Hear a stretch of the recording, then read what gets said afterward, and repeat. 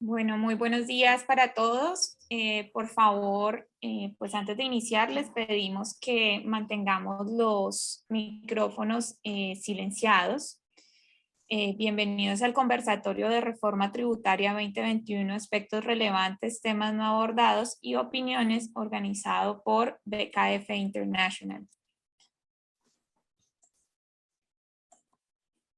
Durante el conversatorio nos acompañará el doctor Humberto Fernández como moderador y nuestros invitados, doctor Carlos Giovanni Rodríguez, doctor Miguel Ángel García y el doctor Óscar Andrés Herrera. Iniciaremos con la bienvenida, la presentación de los panelistas y daremos paso al conversatorio. El doctor Humberto Fernández, quien será nuestro moderador, es contador público, especialista en finanzas, se desempeña como presidente de la firma BKF International, firma independiente para Colombia de BKR International, en la que también es responsable por el sistema de control de calidad internacional de la práctica profesional. También es vicepresidente de la Junta Directiva del Instituto Nacional de Contadores Públicos, INSP, y hace parte del Comité de Normas de Aseguramiento, órgano asesor del Consejo Técnico de la Contaduría Pública. Se ha desempeñado como miembro de Junta Directiva de múltiples organizaciones, vicepresidente del Grupo Multisectorial, miembro de Junta Directiva de ACOGA, Alianza Colombiana de Gastronomía y Turismo, miembro de la Junta Directiva de ASEF, Asociación Colombiana de Ejecutivos de Finanzas, y miembro de la Junta Directiva del Club de Ejecutivos de Valle del Cauca.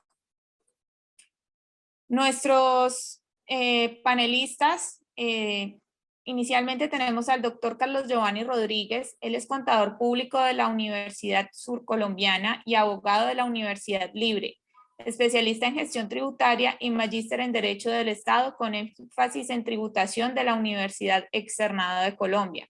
Está certificado en presentación de información financiera internacional por la Association of Chartered Certified Accountants. Cuenta con más de 15 años de experiencia en el campo del derecho tributario como funcionario de la Dirección de Impuestos y Aduanas, DIAN, y la asesoría de compañías de diferentes sectores de forma importante en el sector de infraestructura, automotriz, salud, y se ha desempeñado como gerente senior de Crow S.A. Por favor, mantenemos los micrófonos cerrados. Gracias.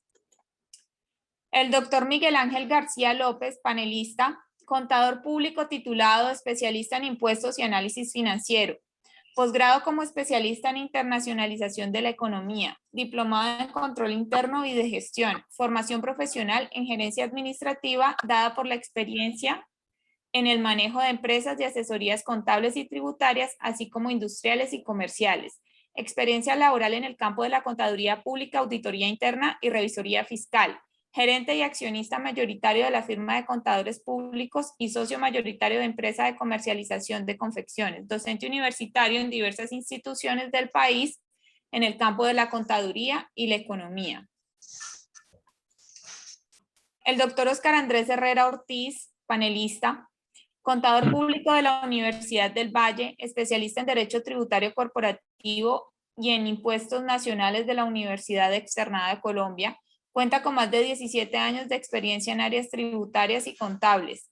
Ha acompañado a empresas del sector servicios, manufacturero y comercial. Es conferencista para el proceso de formación para nuevos asistentes y seniors de auditoría e impuestos, actualización tributaria para clientes en reformas tributarias, además de la participación en cursos internacionales en países como México, Argentina y Perú. Se desempeñó como gerente de impuestos para Deloitte y actualmente es el gerente de impuestos de BKF International. Le voy a dar paso al doctor Humberto Fernández, presidente de nuestra firma BKF International, quien nos va a dar la bienvenida y va a dar paso a los conferencistas. Buenos días, doctor Humberto, ¿cómo está? Natalia, muy buenos días y excelente día para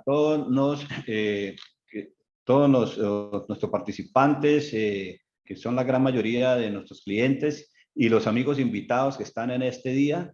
Un gran saludo para todos y esperando que este conversatorio sea de muy provecho para todos ustedes.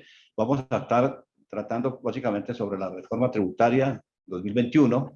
y vamos a estar viendo los aspectos relevantes, los temas que no fueron abordados en esta reforma tributaria y las opiniones de este excelente grupo de profesionales amigos, expertos en tributaria, en derecho tributario, y que nos acompañan, donde vamos a dar pues toda una cobertura para estos temas. Ustedes comprenderán pues que esta reforma tributaria fue bien compleja. El gobierno finalmente pues quiere recaudar alrededor de unos 15 billones de pesos, enfocado básicamente pues en gasto público, en reducción de gasto público y en las tasas impositivas que incrementaron del 30 al 35 y otros aspectos que vamos a tratar más adelante, temas que no fueron abordados, pero en términos generales, pues es una reforma que tiene un componente social importante y que ojalá pues básicamente se vea reflejado con todos estos temas. Hay muchos temas y muchas inquietudes, especialmente el sector empresarial, que básicamente hay cosas que no están muy claras. Pretendemos en este conversatorio dar una claridad en cuanto a algunas inquietudes que se tengan. Entonces vamos, pues obviamente a conversar y vamos a iniciar este conversatorio y pues como uno de los puntos que más relevantes del gobierno en esta reforma fue el haber incorporado en esta reforma tributaria la reducción del gasto público, buscando una mayor austeridad y eficiencia del Estado. ¿Con qué fin? Con el fin de pues, fortalecer el gasto social. Yo le preguntaría al doctor Miguel Ángel, para que comencemos ya este conversatorio, comencemos a conversar, ¿qué medidas concretas se ven reflejadas en esta reforma tributaria para poder cumplir con dichos objetivos del gobierno? Y con relación a la vigencia, porque pues esta reforma fue aprobada en septiembre, entonces miremos a ver qué queda vigente a partir de ya o cuáles son la aplicación que tiene eso para el año siguiente, para el 2022. Entonces, doctor Miguel Ángel, ¿qué opina usted de esto? Buenos días para todos, doctor Humberto. Bueno, yo pienso que se han tomado algunas medidas que son importantes, aunque no tan suficientes y tan agresivas como se pretendía en la reducción del gasto público. El legislador ha dicho que pretende o que el Estado debe en los próximos 10 años reducir los gastos en 1.9 billones anuales. Pero pues digamos que esto es un paso que es un poco lento porque nos habla de la reducción de celulares, de reducción de gasolinas, no compra de carros nuevos, etcétera. Pero el gobierno se ha enfocado en unos proyectos sociales que esperamos que debe ser así, que no debe fomentar ni institucionalizar el asistencialismo del Estado, porque sabemos las consecuencias funestas que ha tenido esto pues en otros países. Sin embargo, la situación coyuntural por la que atraviesa el país, derivada de la pandemia que afectó al mundo entero y recientemente por el paro, pues ha hecho que el gobierno tenga que implementar a través primero de unos decretos legislativos y luego de institucionarla por medio del Congreso, estas ayudas, ¿no? Pero en la reducción del gasto yo no creo que este ahorro sirva para la implementación de estas ayudas sociales y necesariamente pues esto tendrá que salir del presupuesto, pero es bienvenida esta medida del ahorro, porque esa es la queja que tienen todos los ciudadanos, que el Congreso gastan demasiado, que el Ejecutivo gasta demasiado dinero pues en su funcionamiento. Se debe reducir la planta de personal o por lo menos congelarla, etcétera. Y las medidas que trae la reforma tributaria, pues unas son de procedimiento y otras son de ajuste de impuestos. Ya sabemos que las normas procedimentales tienen aplicación inmediata y las normas que incrementan impuestos necesariamente deben aplicarse en el periodo siguiente. Por lo tanto, para el año 2021 no aplica todavía el aumento el impuesto de renta del 32 al 35%. Esto comenzará en el 2022. Algunas procedimentales se tendrán que poner en vigencia a partir de la firma de la ley. Entonces, esperamos que estas medidas que el gobierno ha logrado sacar en el Congreso de reducción del gasto tengan efectividad y que podamos tener esa reducción de 1.9 billones que se pretende ahorrar en estos próximos años. Bueno, y con relación a la vigencia en el tiempo, digamos, ¿qué podemos mirar que se pueden ya poner en práctica y qué nos quedaría ya para el próximo año? Y como lo dije anteriormente, lo que se pone en práctica es lo procedimental. Bueno, los días sin IVA, se agregaron algunos productos. Yo nunca he estado de acuerdo con que los días sin IVA que propuso la reforma anterior y que fue ratificada por esta sirva para reactivar la economía en la medida en que el gobierno pretende mostrarlo. Pero esto entra inmediatamente en vigencia, ¿no? Algunas otras medidas que trae la reforma tributaria también, pero primordialmente lo duro de la reforma fue el aumento de la tarifa que empieza a regir, y también algo que entra de inmediato es el tema de la normalización de activos y pasivos inexistentes. Entonces ya sabemos que la norma dijo que mediante reglamentos se establecerá la manera como los que tengan activos ocultos o activos en el exterior que no han sido declarados los pueden comenzar a pagar en este año. Esperamos el decreto reglamentario y bueno, esas son medidas inmediatas. Esperamos que sea efectivo esta repatriación de capitales, aunque yo siempre he dicho que la tarifa que se ha establecido es demasiado alta. Pasamos de un 10, luego a un 13 y ahora a un 17%, lo cual no es nada atractivo. Bueno, eso lo vamos a ver más adelantico, mi querido doctor Miguel. Humberto, quisiera complementar los comentarios del doctor Miguel en el sentido de, como esta pregunta va en función de los antecedentes de la reforma, precisamente cuál es la meta de recaudo que se busca con esta reforma, ¿sí? Es de 15 billones de pesos. Por favor, cerremos micrófono que no estamos, hay una interferencia. Gracias. Okay. Entonces, mientras que la reforma que se presentó en el mes de abril buscaba un recaudo aproximado de 23 billones, donde en su mayoría las fuentes iban a ser todo el tema del IVA, de eliminar exenciones, exclusiones, incrementar la tributación de las personas naturales, principalmente pues a la clase media y a los asalariados. En esta reforma tributaria, el gobierno puso una meta inferior, la bajó de 23 a 15 billones, y en términos generales las fuentes de esos 15 billones, además del racionamiento del gasto de funcionamiento del Estado, de todas las entidades que conforman el presupuesto general de la nación, como lo comentaba el doctor Miguel, que eran aproximadamente una reducción anual de 1,9 billones, pues el resto de los recursos se van a obtener principalmente del incremento de la tarifa de renta, de la imposibilidad de solicitar el descuento del ICA, ¿sí?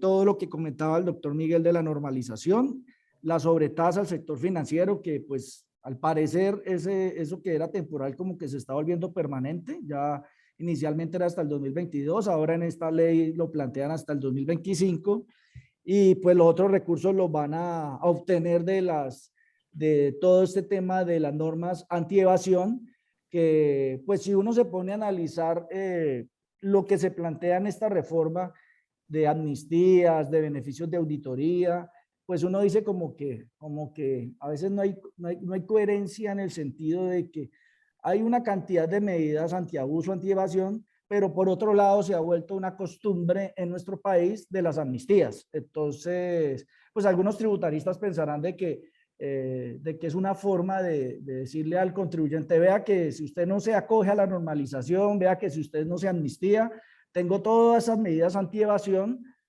pero como esto se ha vuelto una costumbre de cada reforma tributaria, el tema de amnistías, pues yo creo que se está volviendo un tema de cultura tributaria, pues de no cumplir, de premiar al incumplido, y pues entonces eso se está viendo reflejado en todas estas Bueno, reformas tributarias. Oscar, en ese orden de ideas, ustedes recordarán que previa a todo esto de la reforma tributaria, el gobierno hizo una contratación de una comisión de expertos, ¿sí? Muchos expertos del exterior, buscando beneficios tributarios. De las sugerencias o recomendaciones brindadas por la comisión de expertos en beneficios tributarios, ¿cuáles se aplicaron y cuáles no? Podríamos hablar de las de mayor importancia. ¿Qué piensa Oscar? Pues voy a empezar con las que se implementaron, ¿sí? Que fueron muy pocas. Precisamente la Comisión de Expertos Tributarios de entrada señaló que el sistema tributario actual en Colombia es ineficiente, inequitativo, no es progresivo y que implicaba una reforma, precisamente una reforma tributaria estructural, porque ya llevamos varios gobiernos donde cada gobierno pide una, dos y hasta 3 reformas tributarias. Con el gobierno Duque, con esta la tercera reforma tributaria. Entonces, la comisión de expertos sugirió una reforma tributaria estructural, donde en términos generales señaló que todo el régimen del IVA implicaba un cambio en el sentido de que hay muchas exclusiones, hay muchas exenciones, y eso implica que el IVA como tal sea muy ineficiente y comparado con otros países de la región o de la OCDE, pues es muy bajo en materia de IVA. Igualmente sugirió cambios importantes en materia de tributación de las personas naturales, porque a diferencia de otros países donde la carga tributaria recae más en las personas naturales que en las personas jurídicas, acá es al contrario. Aquí la carga tributaria recae sobre las personas jurídicas, y ahora con esta reforma tributaria pues recae aún más, aun cuando pues por temas de pandemia los mismos gremios dijeron listo, nos ponemos la mano al bolsillo en estos momentos, considerando pues todo el levantamiento social que hubo en abril cuando se radicó la reforma tributaria inicialmente, donde precisamente se estaban implementando algunos de esos cambios en materia de IVA y de tributación de naturales, que finalmente pues el gobierno le tocó levantar. Entonces esos cambios estructurales no se ven reflejados en esta reforma, y de pronto lo que sí acogió el gobierno de la comisión de expertos es, por ejemplo, no mantener el impuesto al patrimonio, ¿sí? Incrementar el umbral para que más personas jurídicas se acojan al régimen simple de tributación, que eso es bien importante para que lo evalúen como alternativa de planeación para el 2022, en el sentido de que pues este régimen simple de tributación tiene una tarifa menor, pero pues no admite en la declaración que se incluyan costos ni deducciones. Solamente permite incluir algunos descuentos tributarios, pero es una alternativa de planeación que uno tendrá que cuantificar qué es mejor, si el sistema ordinario de renta o el régimen sustitutivo del simple. Bueno, Oscar, estos cambios introducidos en la reforma tributaria, ¿cómo afectarán los resultados contables y financieros del año 2021 para el sector empresarial? En lo que se refiere, pues, por ejemplo, a tributación sociedad accionista, y cómo se verá afectado eso en materia de renta. Ok, como lo decía el doctor Miguel, todos los cambios que introdujo la reforma tributaria en materia del impuesto sobre la renta, al ser un impuesto de periodo, aplicarán a partir del año grabable 2022. Entonces, ese incremento de la tarifa del 35% aplica desde 2022, y también por allí mismo aplicará cambios en materia de, uno diría que también hasta de la retención del artículo 408, porque para algunos contribuyentes del exterior, algunos no residentes, la retención se le convierte en un impuesto. Entonces, esos cambios para el 2022 no implican que en los estados financieros del 2021 no hay que hacer ajustes. Precisamente para los estados financieros del 2021, como ya existe una tasa anunciada desde el 14 de septiembre, aquellos contribuyentes que tienen reconocido, aquellas personas jurídicas que tienen reconocido impuesto diferido activo, impuesto diferido pasivo, pues tendrán que recalcular ese impuesto diferido sobre las diferencias temporarias. Entonces, si yo, por ejemplo, tengo un impuesto diferido activo, como ya lo voy a recuperar a tasas superiores, entonces tendré que incrementar el impuesto diferido activo contra un ingreso, excepto que la diferencia temporaria, pues yo la vaya a revertir a tarifas del 10, y ahí sí no hay ningún cambio. Pero si la tarifa la voy a revertir vía depreciación, vía amortización, vía por ejemplo, provisiones que me aceptan fiscalmente, excepciones al devengo contable en materia de costos, deducciones, o por ejemplo, escudos fiscales. Como yo tengo escudos fiscales, pues en los años siguientes ya los voy a recuperar con tarifa superior. Eso hay que ajustarlo en los estados financieros del 2021. Igualmente, hay que tener en cuenta que algunos contribuyentes que se van a acoger a las amnistías, llámese normalización, llámese acogerse a la reducción de sanciones e intereses, pues también eso tendrá impacto en los estados financieros, porque pues eso sí es normas de procedimiento de aplicación inmediata, y más cuando el impuesto de normalización, a diferencia de los anteriores, está solicitando el pago de un anticipo en el año 2021, y todo eso con el objetivo de buscar recaudos acelerados por parte del gobierno para poder cubrir con todos los incentivos que está otorgando en la reforma. Y otro tema que hay que tener en cuenta es la tributación a sociedad accionista, porque pues ya estamos hablando de una tarifa consolidada aproximadamente del 42%, el 35% de la sociedad, más el impuesto a los dividendos no grabados, que es el 10%, que se calcula sobre la utilidad neta. Para los emprendimientos de economía naranja y digitales, ¿la reforma introdujo algún cambio al respecto? Y ya para finalizar esta parte de cambios en materia del impuesto de renta, precisamente aquellas compañías cuyo objeto social se enmarcan en alguna de las actividades que señala la norma y la ley y el decreto reglamentario, que se entienden como empresas de economía naranja. Estas entidades que tienen una renta exenta efectivamente presentaron cambios con ocasión de la reforma tributaria. Los cambios se centran, uno, en que la exención ya no es de 7 años, sino que es de 5 años. Hay que tener en cuenta que esta exención es para la compañía, ¿sí? El día que el accionista de estas empresas de economía naranja quiera sacar su dinero vía dividendos, hay que hacer un trabajo de planeación importante, ¿sí? Porque pues como esa utilidad no tributó en cabeza de la sociedad, pues eso tiene que tributar en cabeza de alguien. Entonces, si no tributa en cabeza de la sociedad, implica que tribute en cabeza del accionista. Ese es el primer cambio. El segundo cambio hace referencia a la eliminación del requisito de inversión, que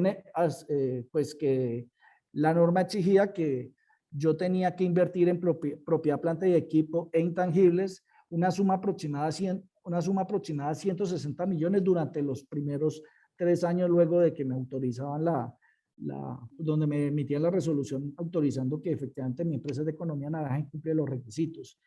Y por último, el término para acceder a la exención, que inicialmente estaba hasta el 31 de diciembre y lo extendieron hasta el 30 de junio del 2022. Bueno, muy bien. En ese orden de ideas seguimos, que uno de los aspectos más importantes y que le duele mucho al sector empresarial son las famosas sanciones e intereses que al contribuyente le cobra la DIAN, le afecta a la DIAN. ¿Cómo debería aplicarse el beneficio de reducción de sanciones e intereses a los contribuyentes por obligaciones con la DIAN y con las entidades territoriales que están señaladas en el artículo 45? ¿Y cómo funcionaría su aplicación en el tiempo? Y adicionalmente, ¿cómo se demostraría que ese incumplimiento se haya ocasionado o agravado como consecuencia de la pandemia? ¿Qué opina, doctor Carlos Giovanni? Hola Humberto, hola a todos. Primero que todo, muchas gracias por la invitación a esta magnífica firma de revisores fiscales y auditoría que es BKF, pues, y que tenemos como aliado en Jiménez Higuita Rodríguez Asociados para referenciarlo a todos nuestros clientes desde la asesoría, desde el tema de revisoría. Entonces, Humberto, muchas gracias. Creo que ustedes están haciendo una gran labor desde el tema contable. Precisamente, y hablando de la ley 2155 que muchos han indicado, no es una reforma tributaria, es una ley de inversión social, pero sí tiene cambios tributarios especiales. Y vamos a hablar del artículo 45 de esa ley 2155, porque pues es uno de los temas y donde se ha tenido las mayores preguntas, y a pesar de que la Administración de Impuestos por ahí Nancy, apagamos el micrófono, porfa. Ya en la ley 21, ya la DIAN hizo un primer conversatorio y como que tenemos algunas precisiones sobre cómo aplicaría este tema. Algunos hubiésemos querido que tuviera más beneficios por todo el tema que ha pasado, o que pasó en el año 2020 con la pandemia, pero bueno, tenemos hoy aprobado el artículo 45, donde me dice que yo voy a tener una reducción importantísima del 20% del monto previsto en las normas en sanciones y el 20% en los intereses. Básicamente, y que además que ese interés sobre el interés bancario, estamos hablando de que vamos a pagar algo así como el 3.4% anual en intereses de aquellas obligaciones. ¿Cuáles obligaciones? Obligaciones que yo tengo en mora a 30 de junio del año 2021. Eso es lo primero. Obligaciones que estén en mora a 30 de junio del 2021. Y Humberto se refería a cuyo incumplimiento haya sido originado y agravado como consecuencia del COVID. En lo que ha entendido y en lo que le pude escuchar al subdirector, al doctor Argemiro, en su intervención con la Administración de Impuestos, porque estamos pendientes que saca el memorando, pues entran muchas cosas, porque muchas de las obligaciones o fueron agravadas o fueron originadas por motivo de la pandemia. Casi que lo importante acá es que yo tenga esa obligación en mora al 30 de junio. ¿Y qué es una obligación en mora? ¿Qué es estar en mora? Por acá seguimos con el micrófono encendido. Gerson, por favor. Entonces, y que me gusta este tema del formato que hemos ampliado, si quieres, para tenerlo ahí como mayor desde el máster, que le podamos silenciar los micrófonos de todos y que le demos para que sea solamente el que esté hablando salga la imagen. Con ese tema de la obligación en mora 30 de junio es que yo incluso puedo tener periodos que se presentaron y que se cumplieron antes del 30 de junio y los corregí ahora, los estoy corrigiendo. Un periodo del año 2020, esa obligación está en mora, porque la mora se cuenta desde que yo tenía que corregir la declaración. Pero lo más importante es acá que en este tema tenemos que todas esas sanciones que tenemos por declaraciones ineficaces, por sanciones en entrega de información exógena nacional, podría entrar acá dentro de este tema, porque todo se ha originado o agravado, porque incluso si son periodos antes de que empezó la pandemia, pues la situación se agravó durante la pandemia porque no pude cumplir o porque no pude corregir, y así se lo entendía al doctor Argemiro. Ojalá el memorando salga. Como recomendación para ustedes, esperen un momento, esperen a que salga el memorando, debe estar saliendo sobre ese tema para revisar exactamente sobre cuál, a menos de que sea clarísimo que sea solamente un tema de intereses y que lo vayan a aplicar, pero sobre todo para la reducción de sanciones, sí esperemos un poco. El tema es que yo tengo que cumplir, sí, que se paguen o se haga acuerdo de pago antes del 30 de diciembre del 2021, que yo tenga ese acuerdo, ese acuerdo de pago antes de esa fecha. Pero surgen preguntas que me hacía Humberto y que les dice, ¿y qué pasa con las entidades territoriales? Y es uno de los temas que eso puede, pues muchos ya han dicho, eso puede afectar el tema de autonomía de las entidades territoriales, porque eso afecta el recaudo, pero muchas de las entidades territoriales ya se están adelantando a acogerlo mediante acuerdo. Pues pues acuérdense que las entidades territoriales tienen un tema de autonomía, y es que ellas deben fijar, pues si una norma le dice que ya no va a recaudar el 100% de la sanción o el 100% de los intereses, pues puede afectar el recaudo, y es un tema puede ser inconstitucional la norma, pero Bogotá ya lo hizo y fue un poco más allá de lo que hizo la 2155. Entonces ahí en cuanto a los entes territoriales. Yo realmente quiero presentarles acá, voy a compartir un momento solamente para indicarles un tema que me parece que sí debe aclararse en la norma, y creo que muchos de ustedes están expectantes. Dame un segundo, que creo que no le compartí lo que es. Acá, listo. Entonces creo que muchos de ustedes están expectantes de cómo aplicar la reducción de las sanciones cuando tengo información exógena. Pero me dice el 20% de la sanción. Pero es que esa sanción tiene una sanción natural, una reducción natural que está en la ley, y otra sanción y otra reducción por el 640. Entonces, si ustedes están pendientes de que, como la norma aplica para obligaciones administradas por la DIAN, uno entiende, obligaciones son obligaciones formales y obligaciones sustanciales, y por eso debe aplicar este tema. Entonces, si yo tengo que cometí, por ejemplo, errores en una información exógena de 1.500 millones, mi sanción son 60 millones. La reducción normal que me trae el artículo, la norma del estatuto tributario, pues es al 20%, que sería en 12, más la reducción del 640 si si no he cometido el mismo hecho sancionable, iría a 6. Entonces uno dice, pero ¿sobre qué hago la reducción del artículo 40 de la ley 2155? ¿Sobre qué lo hago? Sobre los 60, pero es que esa ya tiene una reducción, o sobre los 12. Debería ser, a mi forma de ver, la reducción de pagar el 20% deberían ser sobre esos 6 millones si tengo derecho, o sobre esos 12 millones. Lo que pasa es que acá hay un antecedente un poco pues en contra, y es que en la reducción de sanciones, cuando hablamos de las terminaciones y conciliaciones, que es otro tema, es otro beneficio cuando ustedes tienen procesos, y ojalá ustedes revisen ese tema de que tienen procesos administrativos o procesos jurisdiccionales, la posibilidad de conciliar o terminar esos procesos. En eso la DIAN siempre ha sido enfática que la sanción que se reduce es lo que está en el acto administrativo y no se puede reducir la sanción reducida. Pero yo creo que esto la DIAN lo tiene que analizar de otra manera y permitirme que, para que esto realmente tenga un beneficio, yo pueda reducir lo reducido, o sea, la reducción normal, o sea, que estos 12 millones o estos 6 millones sea lo que yo puedo reducir al 20%. Eso es lo que que esperamos que suceda. Entonces, eso es lo que les quería compartir frente a la aplicación realmente, que es donde está el fuerte del artículo 45. La otra pregunta que podrían hacernos ustedes es, ¿y yo puedo corregir ineficacias?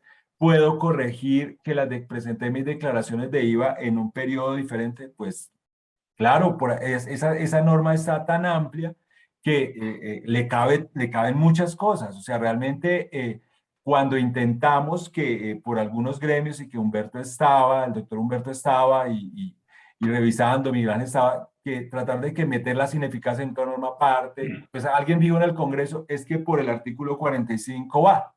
Y va no se reduce al 100%, pero se reduce al 20%.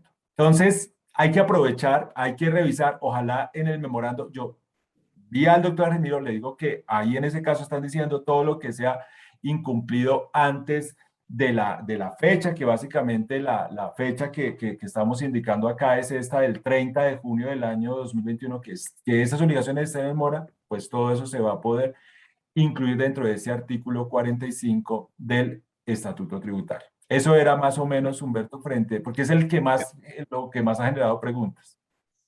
Muy bien, perfecto. Bueno, hay un tema que básicamente llama mucho la atención y que fue importante en pandemia, y que ahorita el gobierno en la reforma tributaria lo incorporó, y son los días sin IVA.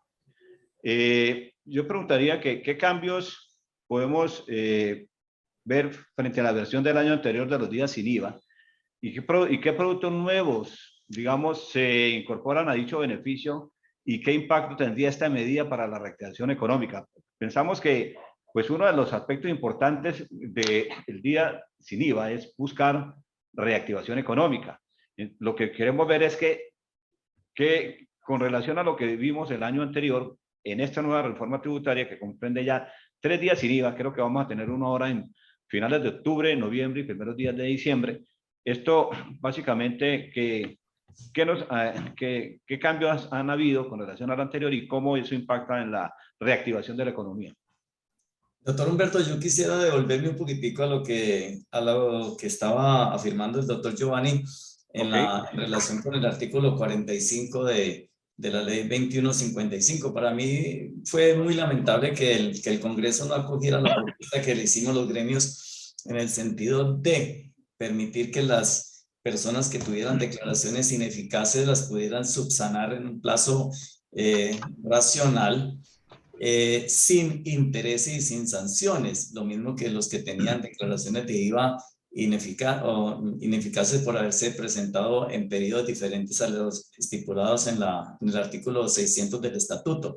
Lo que pasa es que nosotros tenemos una gran cantidad de pequeñas empresas, pymes, MIPYMES, cuya sanción apenas alcanza 400 o 500 mil pesos. Entonces lo que se buscaba con solicitar que se diera un plazo razonable para que se pudieran subsanar era que no aplicara ninguna de estas sanciones, porque lastimosamente la norma siempre para en en la sanción mínima. Entonces siempre dice sin perjuicio de la sanción mínima, de manera que una persona que tenga una retención en la fuente ineficaz de 50.000 pesos, por ejemplo, ya no tendrá que pagar 50.000 como era la pretensión nuestra, sino que tendrá que pagar 50.000 más 362.000. Entonces ese fue el punto lamentable, que no se hubiera incluido en la norma esta reducción general o esta exención general y este plazo perentorio que tanto pedimos, ¿no?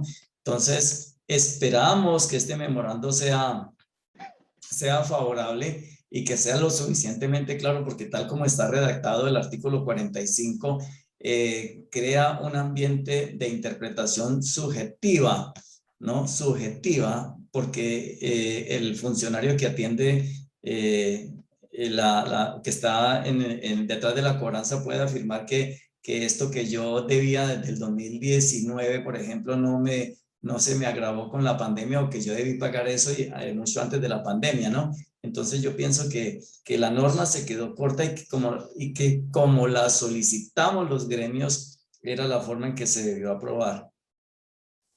Bueno, eso es cierto lo que dice Miguel Ángel. Eso hace parte de los temas no abordados en esta reforma tributaria, que básicamente pues no fueron tocados.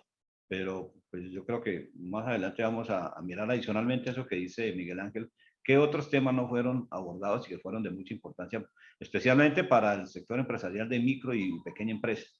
Bueno, entonces le estaba preguntando aquí a Oscar sobre los días sin IVA. Ok.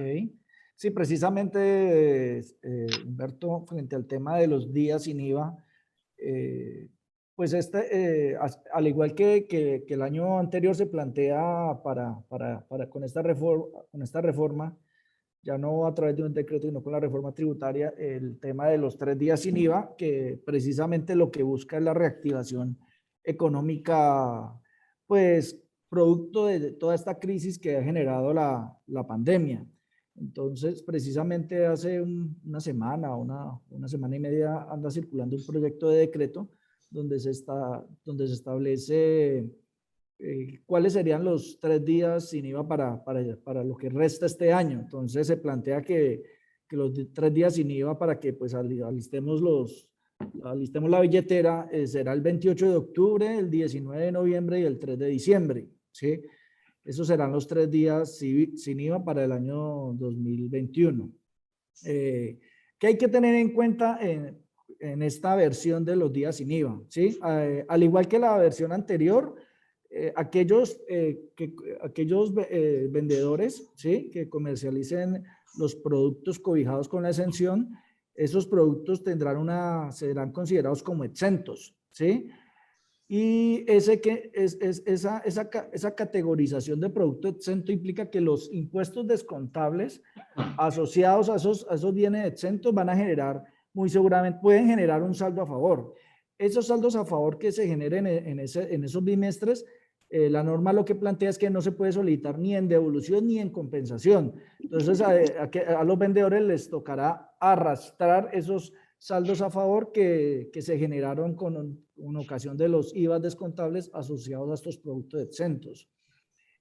Una novedad, a diferencia de la versión anterior, es que todas las ventas tienen que realizarse a través de facturación electrónica, donde se debe identificar al comprador o el adquiriente.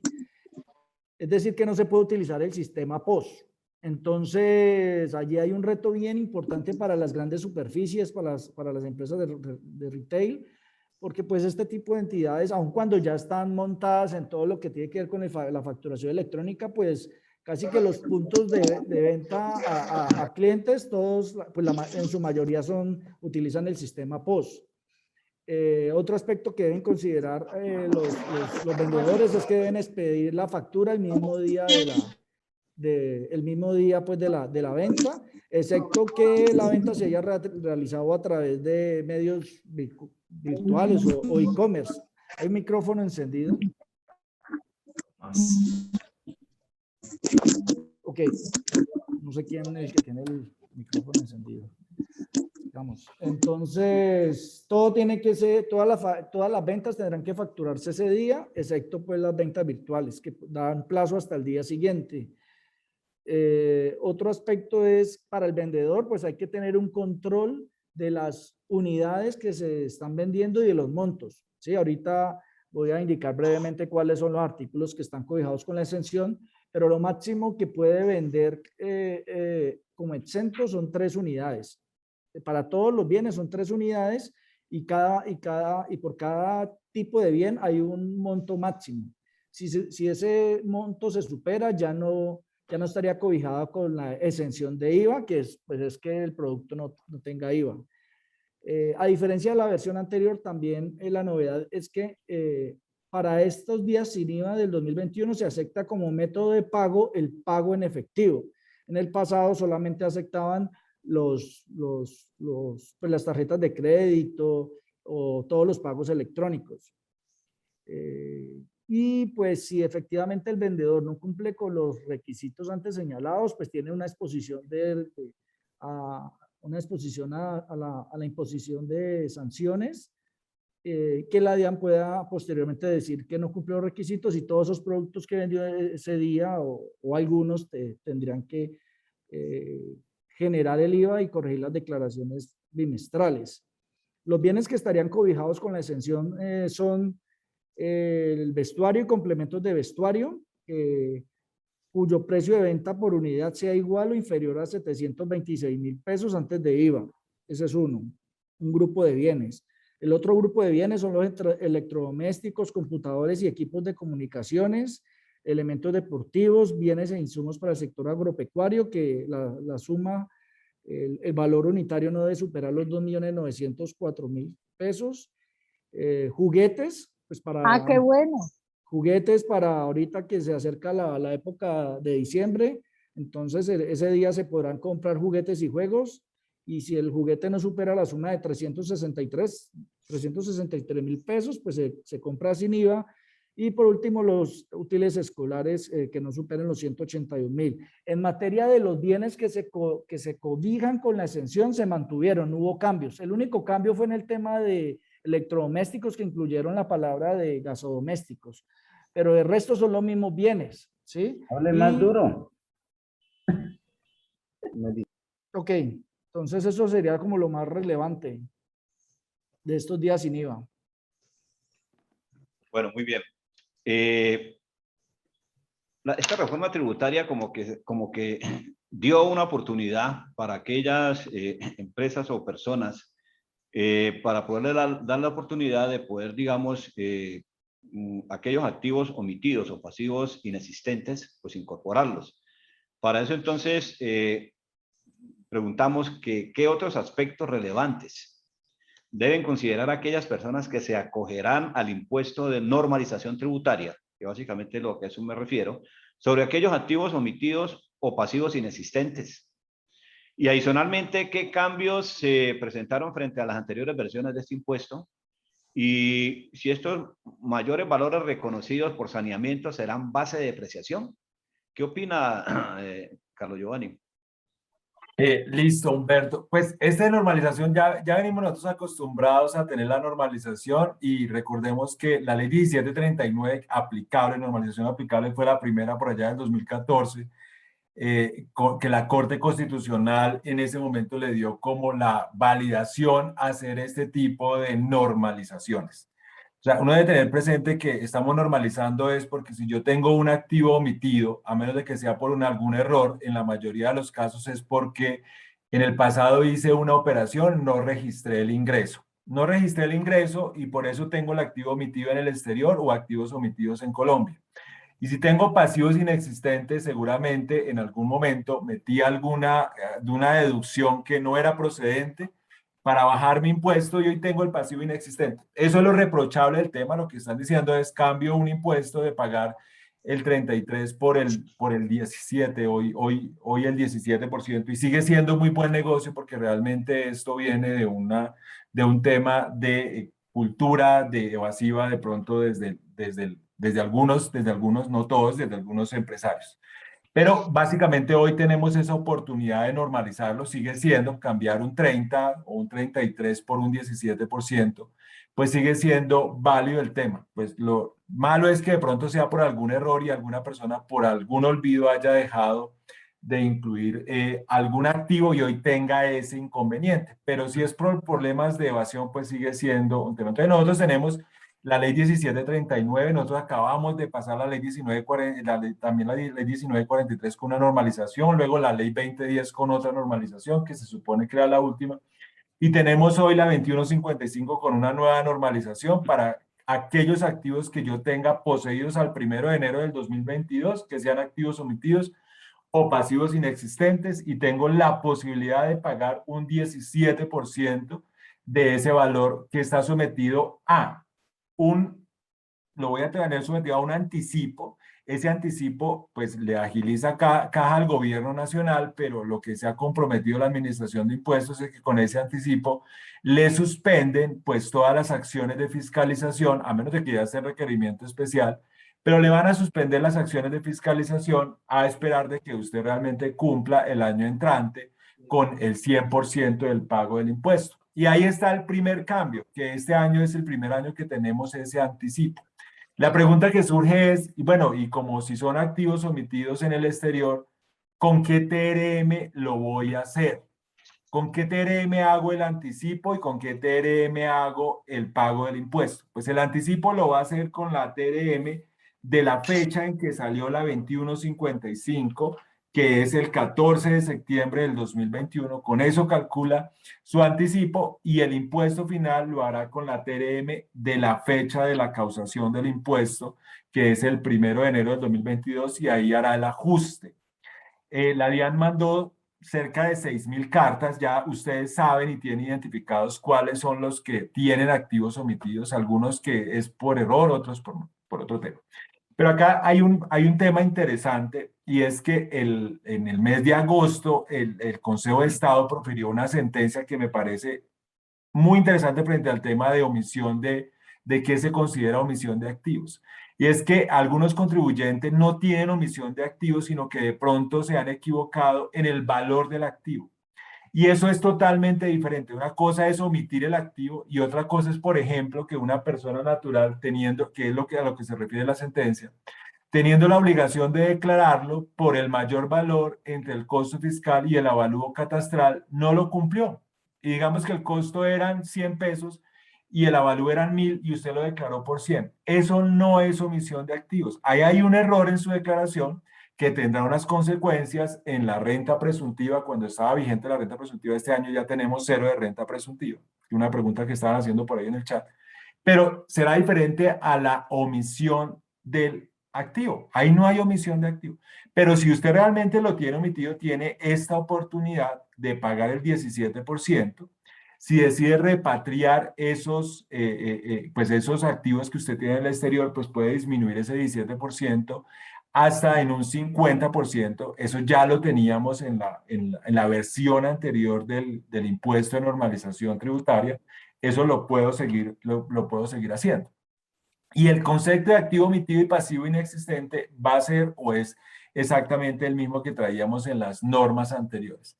Recordemos que una vez yo hago la normalización, eso ya no voy a tener problemas con la comparación patrimonial, no voy a tener problemas con las declaraciones hacia atrás, porque eso es lo que estoy haciendo. Me están dando la oportunidad de normalizar esa situación que en el pasado fue una evasión, una omisión de ingresos o una inclusión de gastos que no procedían.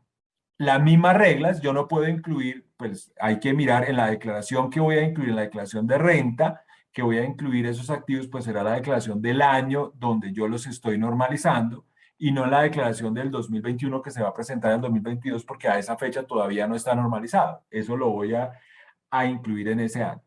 Ahí hay un tema de lo que estaba planteando Humberto y es el saneamiento.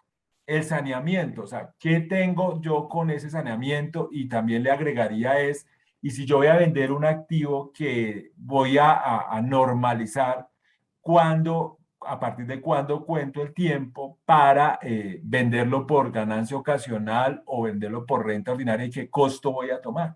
Y es que básicamente ese valor que yo voy a tomar como base para pagar el 17% va a tener todos los efectos de costo fiscal y todos los efectos fiscales que eso vaya a tener. Por eso me dicen, y si usted ha normalizado en años anteriores y no normalizó por el valor que es, aproveche y con este valor puede, en este momento lo puede también hacer el saneamiento. Pero ya con esa sentencia que les acabo de mencionar, que de pronto ahora en el chat les doy el número, la busco y les doy el número, yo pensaría. Entonces ahí toca mirar cada caso particular y me asesoraría en cada caso particular si es bueno o no es bueno hacer ese saneamiento. La normalización sí, pero lo del saneamiento toca revisarlo en cada caso particular. Les planteé una pregunta y es, ustedes normalizan en el 2021, en el 2022, perdón, y necesitan vender ese activo en el 2022.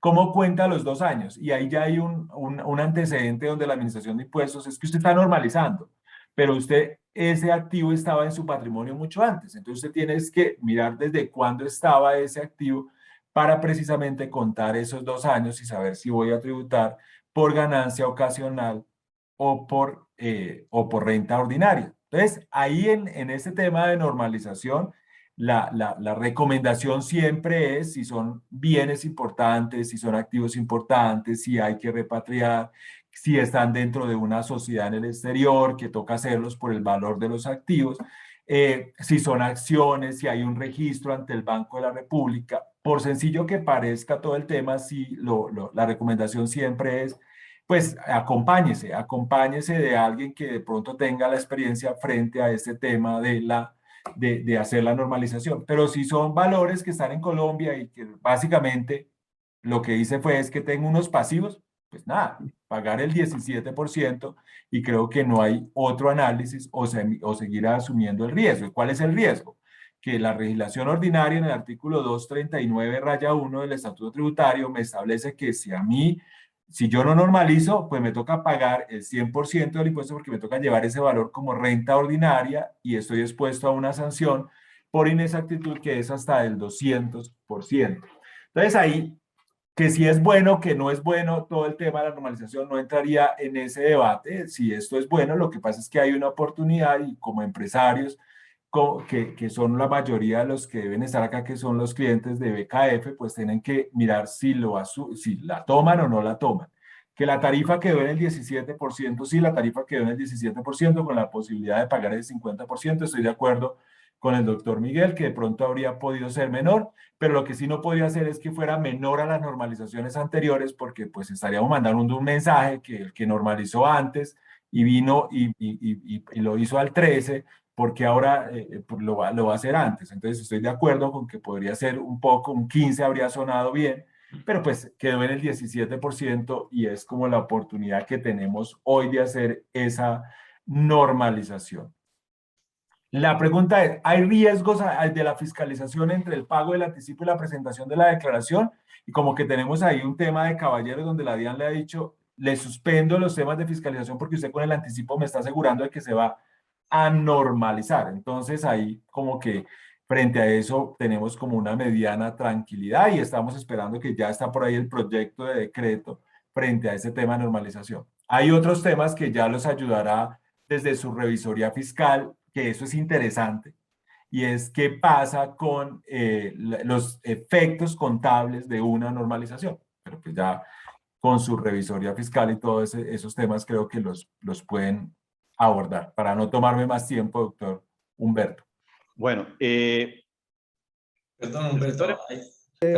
¿hay alguien que quiera complementar? De pronto, Oscar. Yo quiero complementar un poquitico en cuanto a esto de la normalización, y es que en esta ley 2155 se hizo claridad y se estableció la ineficacia de esta normalización en el sentido de que hay que presentarla hasta el último día hábil de febrero y con pago, porque en la ocasión anterior surgía la pregunta, ¿yo la puedo presentar y pagar después? Entonces, algunas inquietudes fueron enviadas a la DIAN. Yo no recuerdo si la DIAN determinó que sí o que no, pero sí surgió la pregunta. Pero es muy importante saber que en esta ocasión sí se hizo claridad. Si no la presenta con pago es ineficaz.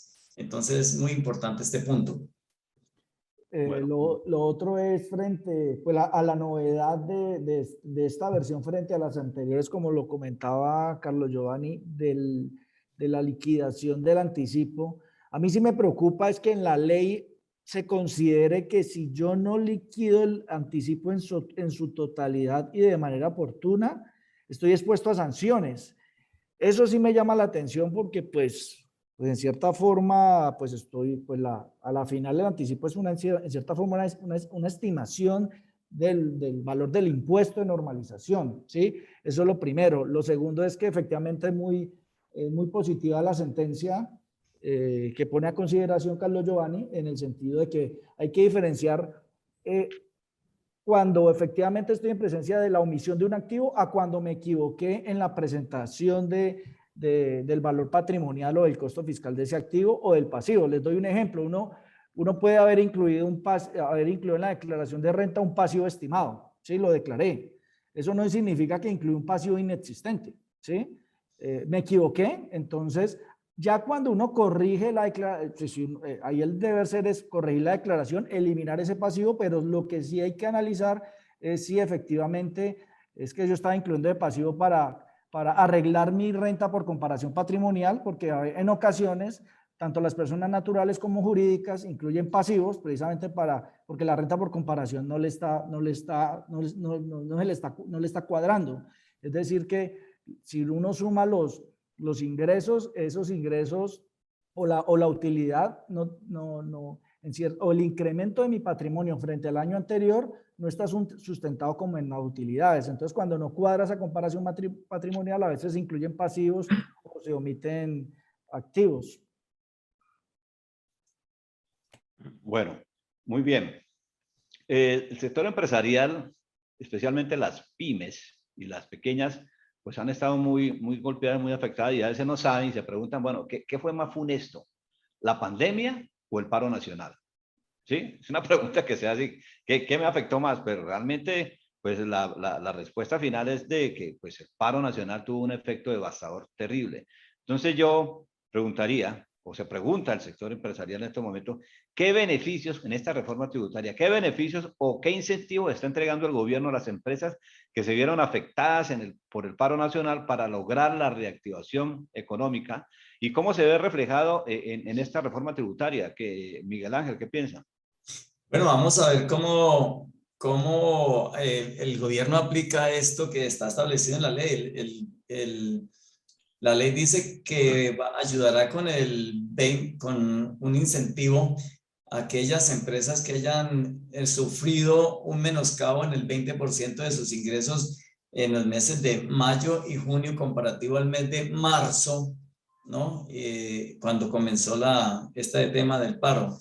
El 28 de abril comenzó el paro, ¿ok? Entonces vamos a ver, porque también eso merece reglamentación. De todas maneras, es una ayuda que aunque pequeña podría pues dar la mano a las personas que fueron tan afectadas. La afectación pues ya todos sabemos el resultado y las consecuencias y todo, pero todavía está como muy incipiente y esperamos siempre reglamentación, pero es importante todo estímulo que venga para la reactivación. Me parece muy poco, pero pues esperamos que algunas personas puedan acogérselo. El tema aquí es que siempre hay que estar demostrando que mis ingresos se redujeron. Evidentemente muchísimo redujeron los ingresos y esta recuperación no es tan rápida, pero en este momento de crisis y coyuntural, como yo le decía antes, pues cualquier ayuda es bienvenida.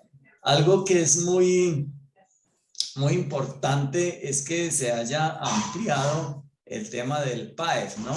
El programa de apoyo al empleo formal, que este había sido establecido por el decreto legislativo 639 y modificado por el 677 y por el 815 del año 2020. Entonces, en esta reforma tributaria se amplía hasta el 31 de diciembre del 2021 y hay algo muy importante, es que después de un análisis el gobierno podría ampliarlo hasta el 31 de diciembre del 2022. Yo no creo que eso vaya a suceder, porque siempre el Estado está mostrando déficit y todo, pero por lo menos esta ampliación que trae la ley es bastante interesante.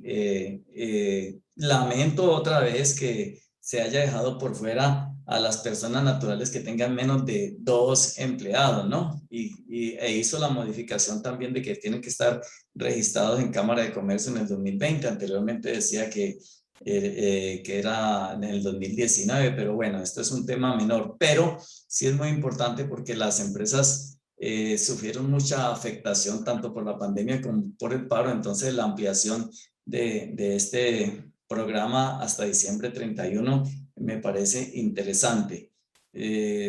Esperamos, no ha salido todavía pues como la promoción de los bancos y del mismo gobierno diciendo, bueno, ya estamos listos para pagar, acójanse, envíen sus documentos y todo, pero esperamos que esto suceda muy pronto, en todo caso antes de finalizar el año, ¿no? Porque ya está aprobado, ya está sancionada la ley, entonces en consecuencia ya está vigente. Esto ayudará muchísimo a los pequeños y ojalá que hubiera incluido a las personas naturales con menos de 2 empleados.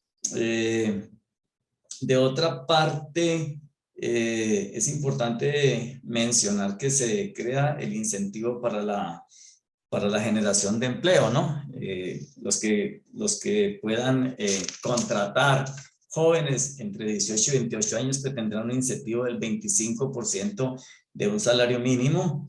Los que empleen a jóvenes mayores de 28 años y que tengan un incremento, que tengan unos salarios hasta de 3, un sueldo hasta de 3 salarios mínimos, pues serán beneficiados con un auxilio del 10%. Y las mujeres que entran en una categoría especial que también estén mayores de 28 y que sean nuevas empleadas contando con la nómina de marzo del 2021, pues el empresario tendrá un auxilio del 15%. A mí me parece que esto es bastante saludable porque no solamente estimula la creación de empleo, sino que le da pues una mano al empresario que está haciendo este esfuerzo tan importante.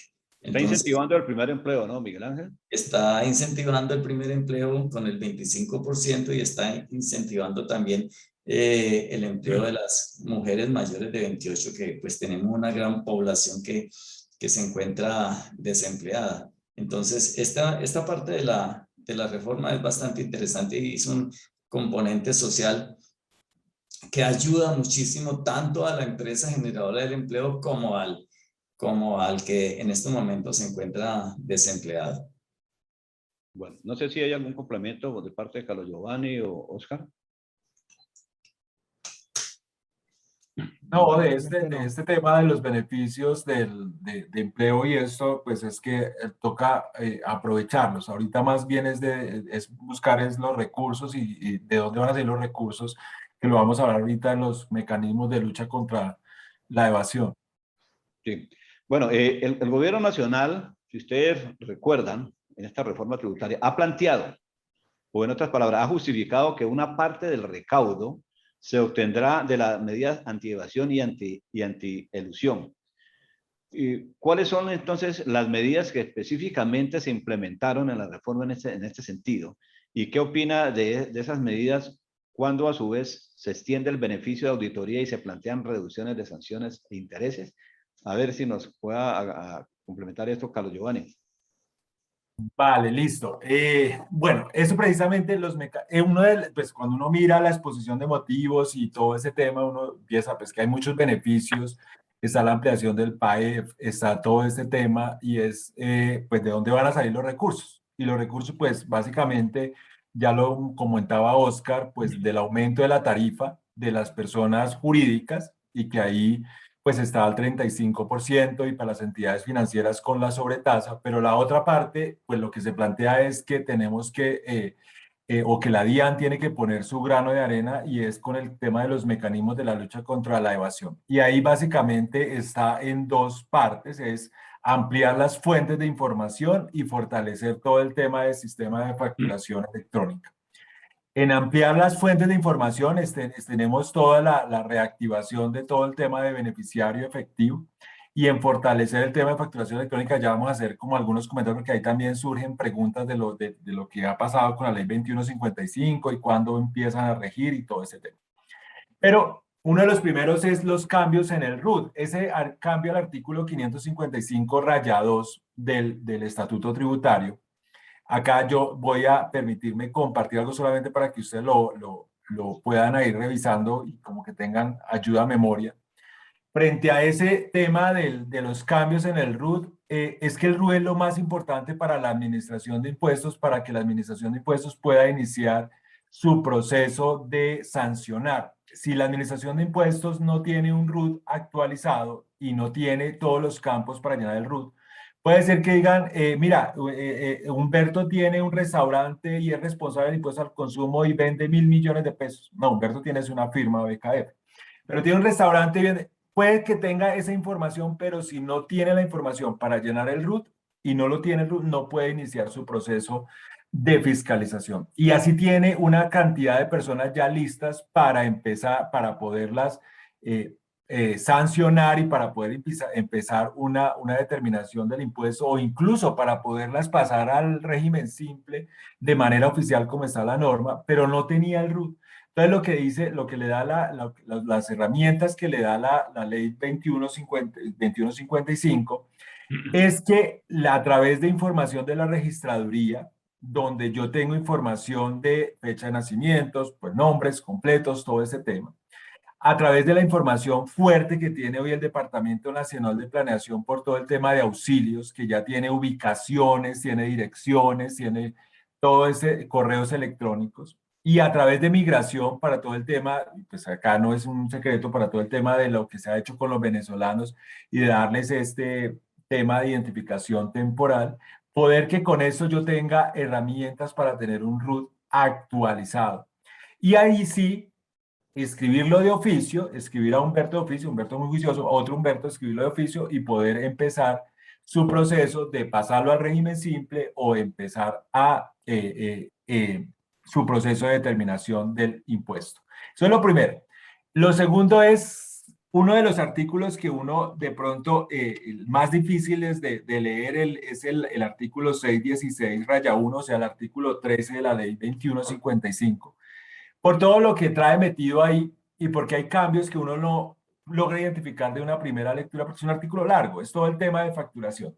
Entonces, lo primero es que me dice acá, los sistemas de facturación, de factura electrónica, van a estar comprendidos por la factura de venta, los documentos equivalentes y todos los documentos electrónicos.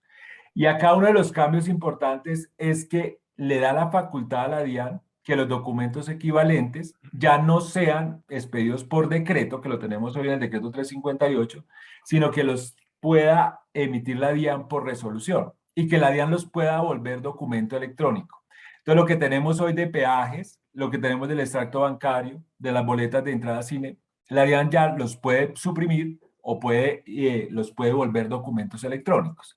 Y entonces ese documento equivalente ya van a pasar a ser documentos electrónicos. Hoy realmente solamente tenemos dos documentos electrónicos, que es el documento de nómina que empieza ahorita a transmitirse en octubre y el documento para no obligados a facturar o con operaciones con el exterior que empieza el 31 de diciembre.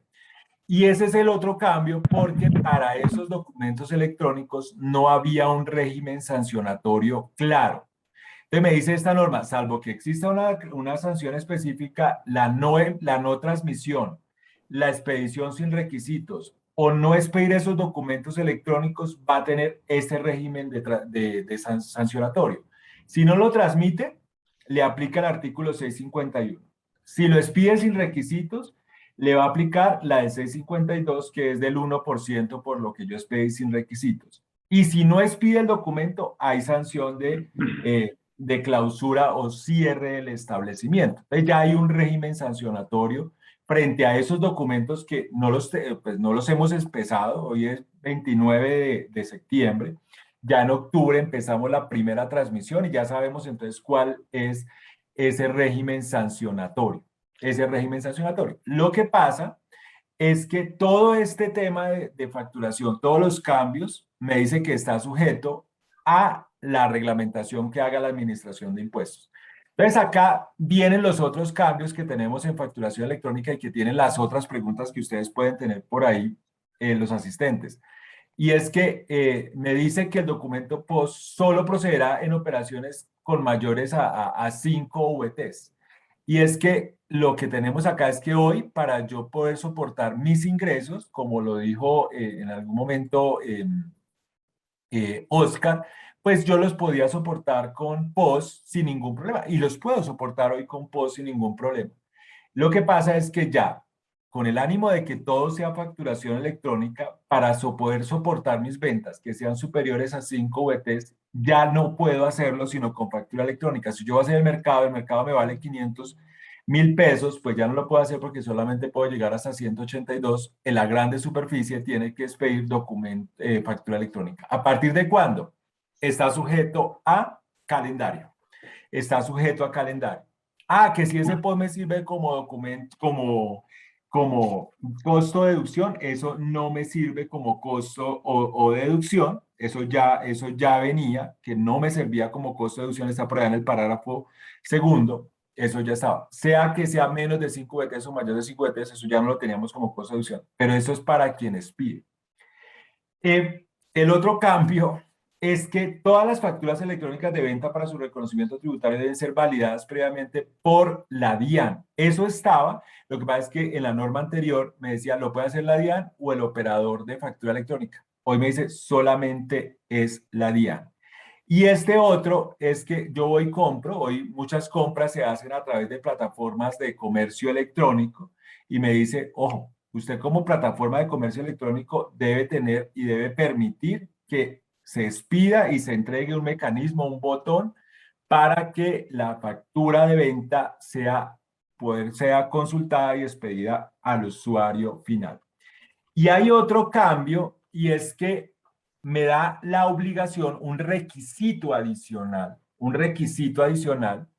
y es que para que proceda el costo de la deducción cuando yo estoy comprando a plazos, cuando tengo una compra a plazos, yo debo hacer, o a crédito, yo debo hacer dos confirmaciones. El recibido de la factura y que yo he recibido la venta de bienes, he recibido los bienes y servicios que dice esa factura.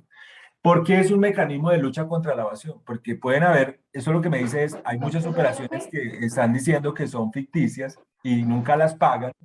Entonces, y porque los bienes y servicios nunca se prestan. Entonces, para demostrar que usted hizo una aceptación de que recibió los bienes y servicios.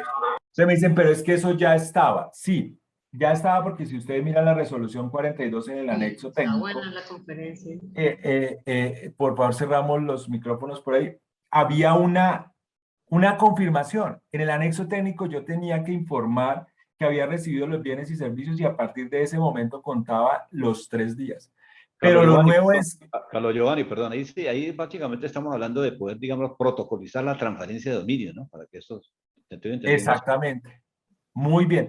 Pero lo nuevo es que ahora, para que mi costo de deducción sea procedente, yo tengo que hacer esas dos confirmaciones. Lo que tiene que hacer la Administración de Impuestos es aclarar, si bien acá tenemos 3 días y que a partir de ese momento se cuentan los 3 días cuando hago la confirmación, debe haber como una mayor claridad frente al plazo de hacer esa confirmación de bienes y servicios por lo que eso lleva en la práctica. A mí un empresario me decía, pero es que yo no puedo hacerlo durante los 3 días. Es que no me está diciendo que sea entre los 3 días. Porque es que a mí me mandan la factura hoy y el bien viene del puerto y me llega en 8 días. Entonces, ¿a partir de cuándo hago la confirmación de que recibí normalmente los bienes y servicios? Pues será cuando yo pueda realmente, materialmente, poder indicar que recibí esos bienes y servicios. Ahora, entonces, el otro cambio en ese artículo que le digo que se nos pueden pasar varios, pero el otro cambio es que con las facturas yo puedo hacer factoring y puedo hacer transferencia de derechos económicos. Esas operaciones hoy se facilitan a través del Radian, ¿cierto? La inscripción en el Radian de una factura es voluntario. Yo no tengo que hacerla de todas las facturas que vayan a ser título de valor, no lo tengo que hacer en el Radian. Pero si yo voy a hacer transferencia de derechos económicos de esa factura, eso sí es obligatorio que esté en el Radian. La pregunta es, ¿y todos estos cambios perdón, por acá lo tenía, todos estos cambios que nosotros tenemos, se me pasó por acá, pero pues todos estos cambios a partir de cuándo aplican. Y a partir de aplican todos estos cambios, porque me dice que todo esto está sujeto a la reglamentación que me expida la Administración de Impuestos o a calendario. Mientras tanto, mientras eso no suceda, eso pues voy a aplicar el sistema anterior. No me quiero extender porque faltan algunos otros temas que abordar, pero 2 minuticos adicionales o 5 minuticos adicionales para comentar que en la nueva norma, por ejemplo, ya no viene esto de la limitante de costos y deducciones, que me decía que yo como mínimo tenía que, o sea, porcentaje máximo que podrá soportar esa factura electrónica. Ahora lo que dice es que para la procedencia de costos y deducciones en el impuesto de la renta, así como los impuestos descontables en IVA, se requerirá de factura de venta, documento equivalente, u otros documentos autorizados. O sea, todo va a ser, o sea, si yo tengo factura de venta, tengo los documentos electrónicos, todo es soporte de costo de deducción. La pregunta es, ¿y qué pasa con esa limitación para el año grabable 2021? ¿Cómo lo aplico? No lo aplico basando en este tema. Eso es un tema que todavía queda abierto y frente a lo que planteaba el doctor Miguel Ángel, frente a la aplicación de las normas, que queda un poco abierto si esto realmente, yo hoy puedo decir que para el año 2021 realmente ya no hay aplicación de esa limitante, o para el año 2021 sí voy a tener la limitante porque todavía estas normas no han empezado a regir. Yo creo que dejó abierto ese tema, no lo quiero cerrar porque ahí puede haber varias interpretaciones. Solamente recordar que los documentos equivalentes que nosotros tenemos son estos 12 documentos que están en el decreto 358, los cuales nos sirven como soporte de costo de deducción, menos el primero, o impuestos descontables, y que la idea es que todos estos migren al sistema de documento electrónico. Documento electrónico. El otro elemento que teníamos como mecanismo de lucha contra la evasión es la posibilidad de tener mi impuesto de renta facturado. Yo creo que bienvenida a esa norma, lo que pasa es que creo que todavía no la podemos aplicar, pues primero porque está sujeto a reglamentación y segundo porque esto debe venir acompañado de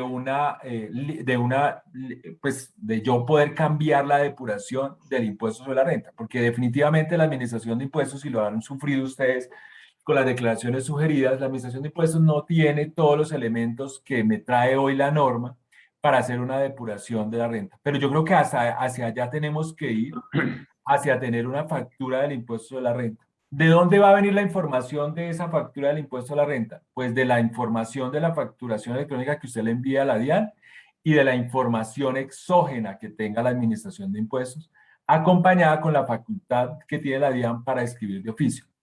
Esto es para los incumplidos, realmente. Eso es pues está previsto para quien no cumple y para poder hacer efectivo el recaudo del impuesto sobre la renta.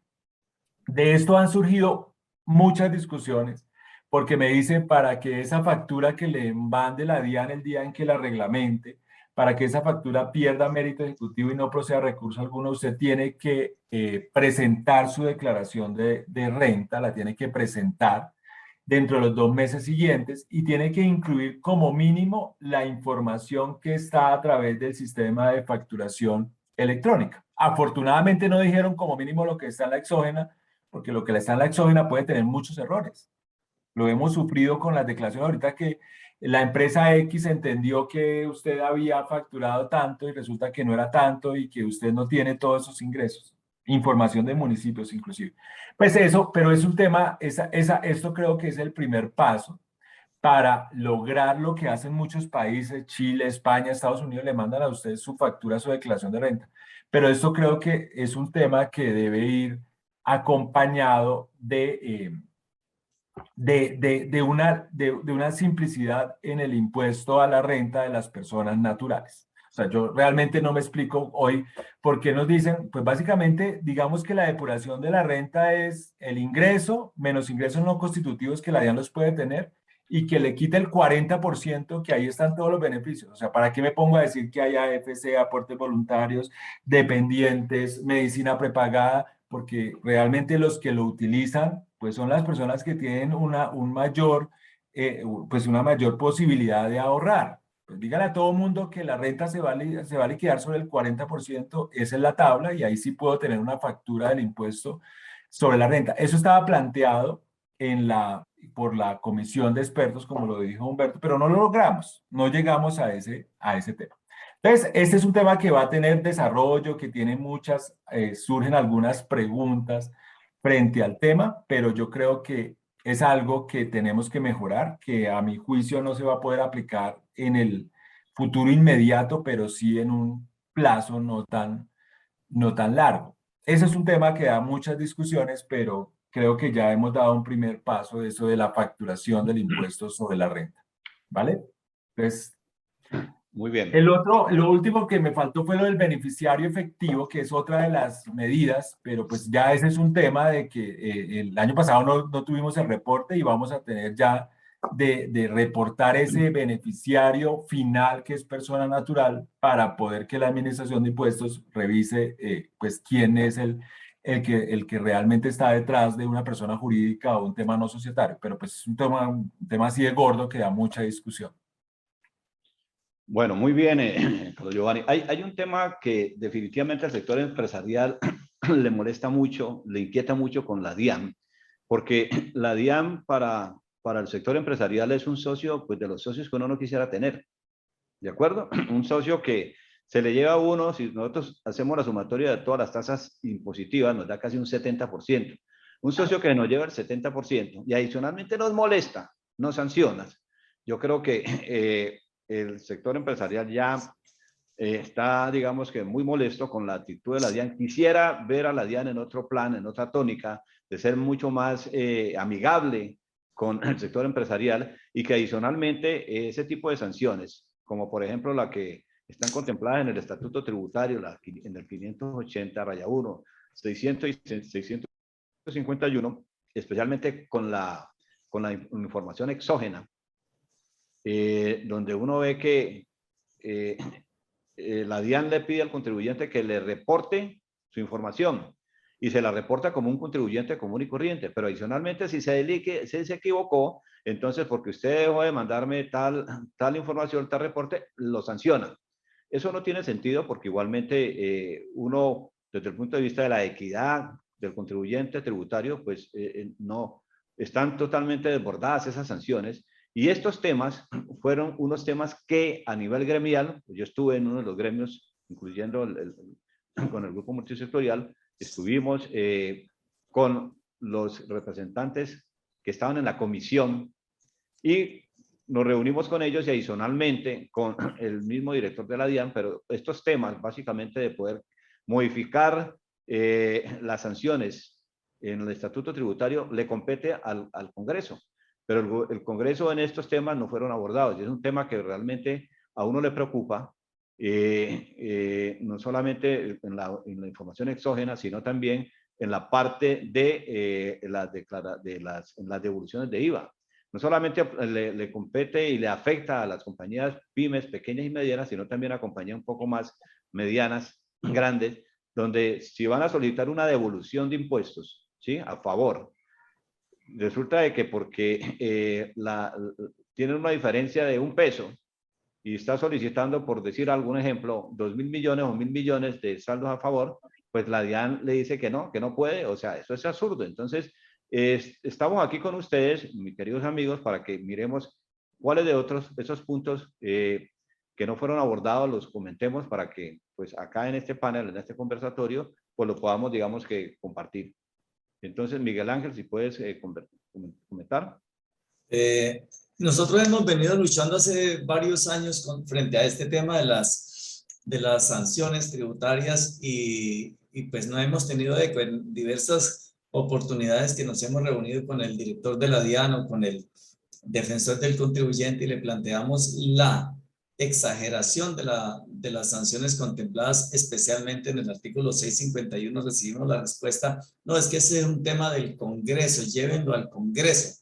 Entonces, obviamente lo llevamos al Congreso mediante un proyecto de ley independiente y algunos dijeron, no, vamos a esperar a que se plantee una reforma tributaria y allí lo pudimos incluir.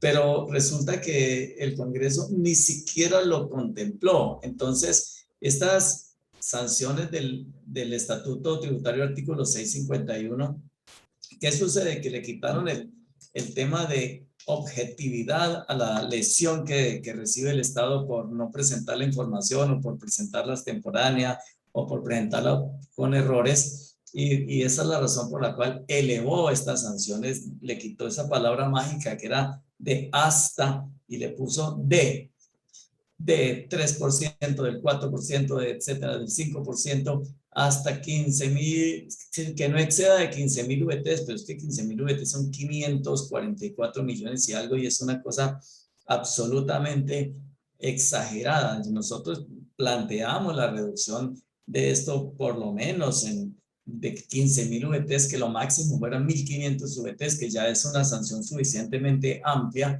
a la cual si se le aplican las reducciones del mismo parágrafo del artículo 651 y el 640, pues podrían ser razonables. Sin embargo, no tuvimos eco en esto y continúan estas sanciones. Esperamos que ahora con la aplicación del artículo 45 de la ley 2155, pues se puedan ver beneficiadas algunas empresas que están siendo objeto de estas sanciones.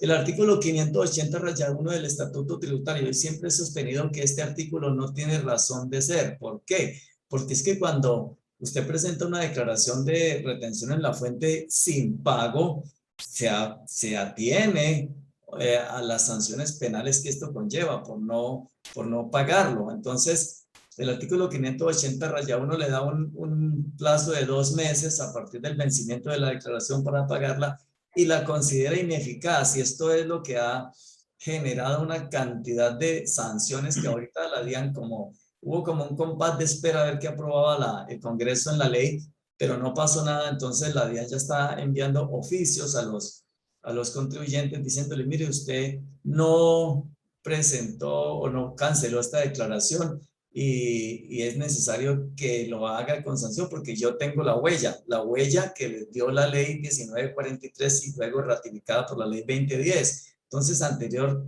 a la ley 1943, usted era un omiso. Ahora es un deudor y con todas las consecuencias que esto conlleva. Entonces, hubiera sido muy beneficioso que se hubiera establecido este compás o este plazo razonable para que la gente pudiera subsanar sin sanciones. Y adicionalmente, este artículo 580-1, como ya lo dije, no tiene razón de ser. Simplemente usted presentó la declaración, señor contribuyente, no la pagó, entonces usted tiene unas consecuencias penales. En lo referente al artículo 600, la periodicidad del IVA, esto creó una confusión monumental porque ahorita tenemos 3 periodos del IVA, el bimestral, el cuatrimestral y el anual. Bueno, ya sabemos que el anual solamente es para los del régimen simple de tributación. Pero ¿qué sucede con el cuatrimestral y el bimestral? Esto causó una confusión porque los 92,000 VTs muchas veces no fueron tenidos en cuenta por las personas para saber que ya tenían que hacer su declaración bimestral, entonces lo presentaron cuatrimestral. Y algunos, pensando que de pronto iban a hacer mejor, les tocaba cuatrimestral y prefirieron hacerlo bimestral. Y a pesar de que la DIAN recibió el dinero con anticipación, que pudo tener este dinero en caja, le está diciendo a la gente, mire, es que su declaración como no fue presentada en los plazos que determinó el artículo 600, es ineficaz, no tiene ninguna validez, debe volverla a presentar con sanción. Lo grave de esta sanción es que para solamente en el valor del impuesto, lo mismo que la retención en la fuente. Entonces, ¿qué sucede? Una declaración de retención en la fuente de 5 millones de pesos que fue presentada en el 2018-2019, a esta altura ya vale 10 millones, sanción. Entonces, este tema de estos 3 artículos, lamentablemente lo redujeron pues a lo que dice el artículo 45, ¿no? Vamos a reducción del 20% en intereses y el 20% en sanciones, con todo lo que tendrá que decir el memorando de que hablaba el doctor Giovanni.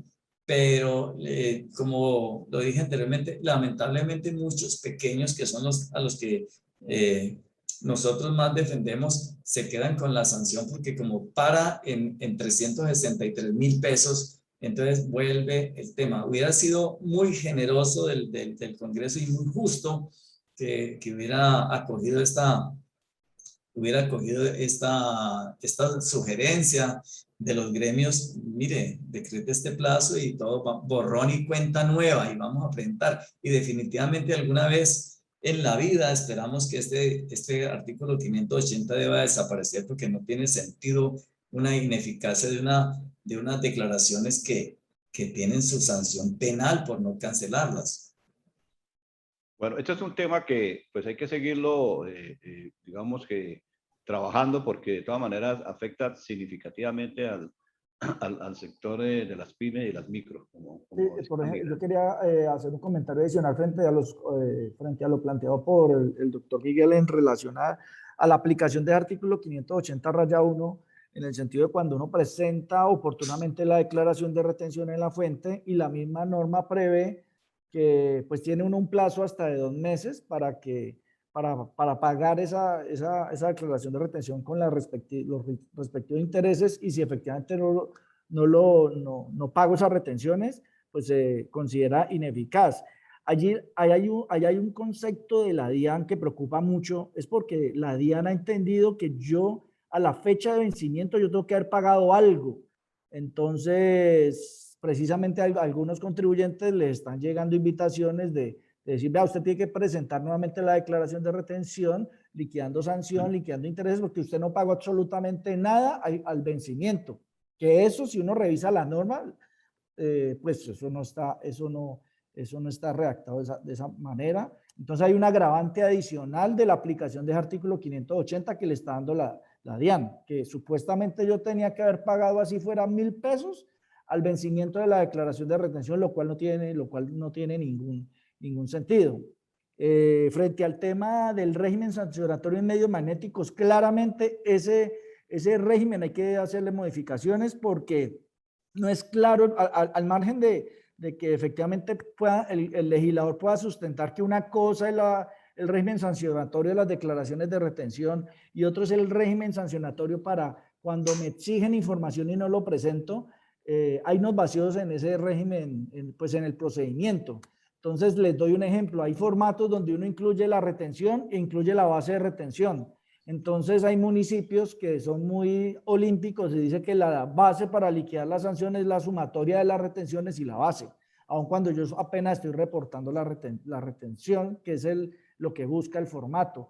O, por ejemplo, ya la DIAN cuenta con facturación electrónica, nómina electrónica. Desde enero tiene ya documento electrónico en operaciones con no obligados. Entonces, ¿sí será necesario tanto formato que piden los medios magnéticos o realmente eso es una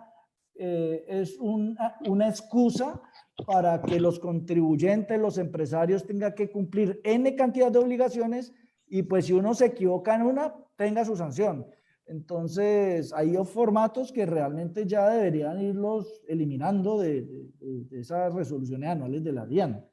Y otro punto, para terminar, es que la norma, hay un artículo, así como hay un término de firmeza de las declaraciones, en cierta forma hay un término mediante la cual los municipios o la DIAN me puede emitir un pliego de cargos diciendo que no presenté la información o no presenté la información exógena o la presenté con errores, que es el artículo 638. La norma señala que pues hay un término de 2 años contados a partir del año en que ocurrió el hecho sancionable. Entonces allí esa norma tiene que ser más clara, porque la DIAN ha entendido que los 2 años, si por ejemplo yo corrijo un medio magnético, los 2 años los cuento desde el año en que corregí y no desde el año en que yo presenté inicialmente el medio magnético. Entonces son cambios que realmente quedaron pendientes con ocasión de esta reforma tributaria. También, perdón Humberto, también el tema, el artículo 651 es totalmente confuso en cuanto a la determinación de las bases sancionatorias. No hay una norma clara que diga, mire, la base es esto, de tal manera que si usted se equivocó en una retención en la fuente de una persona y reportó que le había retenido 50,000 pesos y eran 500, se equivocó en 450,000 y la sanción se debe calcular sobre la base de 450,000, pero los funcionarios de liquidación dicen, no, es sobre todo el formato. Eso es una cosa absolutamente absurda. Entonces, este artículo 651 merece una modificación especial y atención especial, y yo creo que el Congreso necesita unos técnicos tributarios que lo puedan asesorar en esto, porque lamentablemente no tuvieron ese conocimiento y dejaron esta norma viva, lo que ha llevado pues a la quiebra a muchas empresas y a otras a cerrar sus operaciones, porque si yo tuve una utilidad de 60 millones en el año, ¿cómo voy a pagar una sanción de 544 reducida a la cuarta parte? Yo he ganado 60 millones, pero tengo que utilizar 2 años de mi actividad para poder pagarla.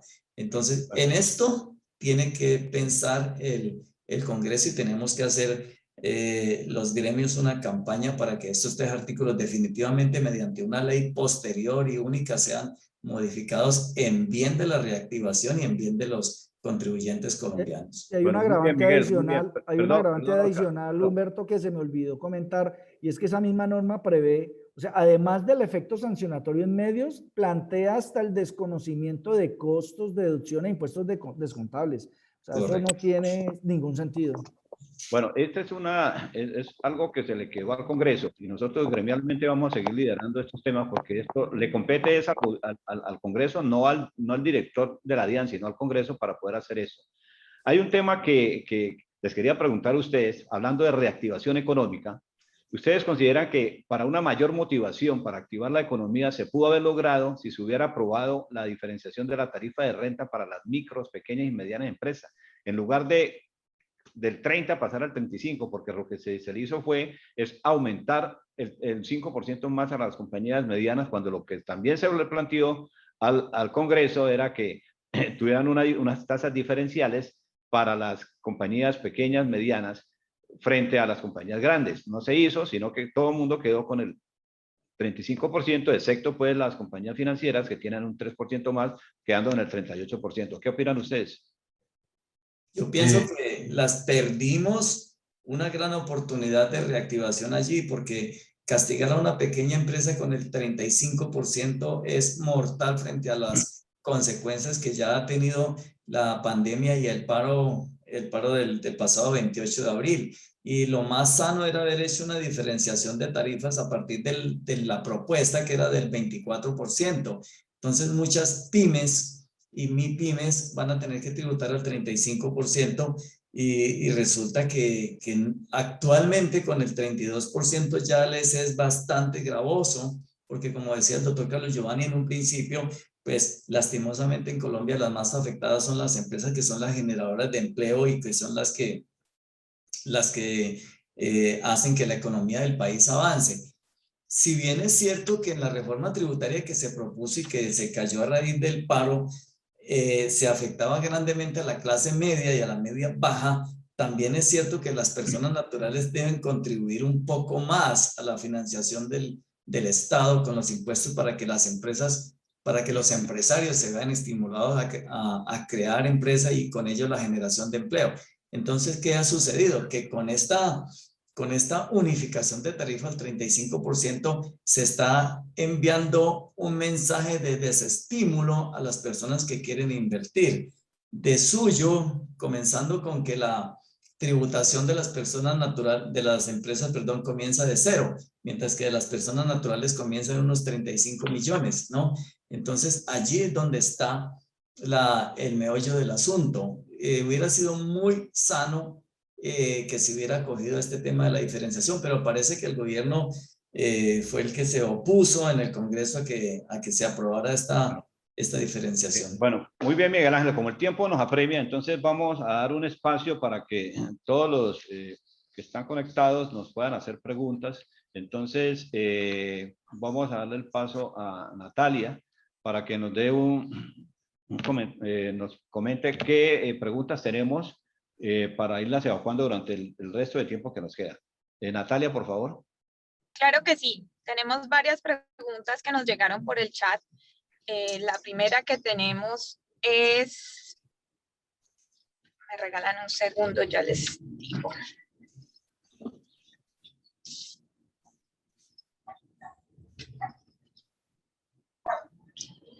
¿Qué pasa con la renta presuntiva? Definitivamente quedó en el 0%. ¿Y qué ocurre con aquellas compañías que tienen una pérdida fiscal no pagarían impuestos sobre la renta? A ver, Carlos Giovanni, ¿qué nos comenta? Bueno, de esa, pues la ley 2010 y la ley 1943 ya traían la reducción, el artículo 188 con la 2155 no está teniendo cambios, que quedamos en renta del 0%, para el año 2021 tenemos el 0%, si tengo pérdidas fiscales, la idea es que no tribute. Yo creo que eso es bienvenido porque nosotros tenemos ese impuesto sobre la renta, el tema de la renta presuntiva había sido avalado en su momento por la Corte Constitucional, pero en un tema de determinación que lo que yo debo pagar es sobre lo que realmente gano, está bien y no se está modificando afortunadamente ese artículo 188 del Estatuto Tributario. Bueno, muy bien. Natalia. Siguiente Se está Natalia, entrecortando. pregunta. Se está ¿Se puede entrecortando. solicitar los acuerdos de pago? Natalia, ¿Aló? no se le escucha la pregunta, no se le escucha, por favor. Se puede solicitar aplicar el artículo 45 a los acuerdos de pago que se suscribieron en pandemia, deudas del 2019. A ver. Ese como es el tema que expusimos acá, esa es una de las preguntas que nos han hecho muchos porque dice, yo ya venía con un acuerdo de pago y lo había hecho durante la pandemia, ya me lo aprobaron. La norma pareciera indicar que algunos de la lectura que le dan es que no procede la reducción. Yo digo, pues que si alguien que venía con un acuerdo de pago que ya estaba aprobado y sale un beneficio, pues no lo podríamos castigar y yo inmediatamente solicitaría pues esa reconsideración y esa reformulación del acuerdo de pago para solicitar la reducción de intereses. La reducción de intereses es pagar un 3.5% de intereses. Entonces yo lo haría inmediatamente porque no me podrían castigar porque hice un acuerdo de pago a aquel que no tiene el acuerdo de pago. Sí, es que precisamente no luce razonable bajo el principio de favorabilidad y equidad, pues aquel incumplido sí se va a ver beneficiado y aquel que ya hizo un acuerdo y que viene cumpliendo precisamente con ese acuerdo que no se haya beneficiado. Eso, pensaría que el procedimiento, no sé si me corrigen, es enviar un memorial a la DIAN solicitando acogerse pues a los beneficios de la reforma. Por lo menos las secretarías de tránsito a los acuerdos de pago les aplicaron la reducción del 50% en sanciones de vehículos y, al 20% en sanciones de motos, ¿no? Entonces ellos sí acogieron los acuerdos de pago. Bueno, paso para otra pregunta, Natalia. Siguiente pregunta. ¿Qué pasa si tengo una deuda color impuestos no pagados al 30 de junio de 2021 y producto de eso mis cuentas están embargadas y además la DIAN tiene títulos por depósitos que aún no ha aplicado? ¿Puedo solicitar el beneficio? No, clarísimo, si la deuda está, es que pues si tiene una medida cautelar y lo que falta es aplicación de los títulos, lo que haría y la deuda cumple con los beneficios con el tiempo para tener el beneficio es que esté al 30 de junio, lo que tengo que solicitarle a la DIAN es la aplicación inmediatamente de los títulos con el beneficio. Natalia. ¿Sí? Ok, siguiente pregunta. Si tengo un acta administrativa para corregir la declaración de renta de 2017, ¿aplican los beneficios en sanción e intereses?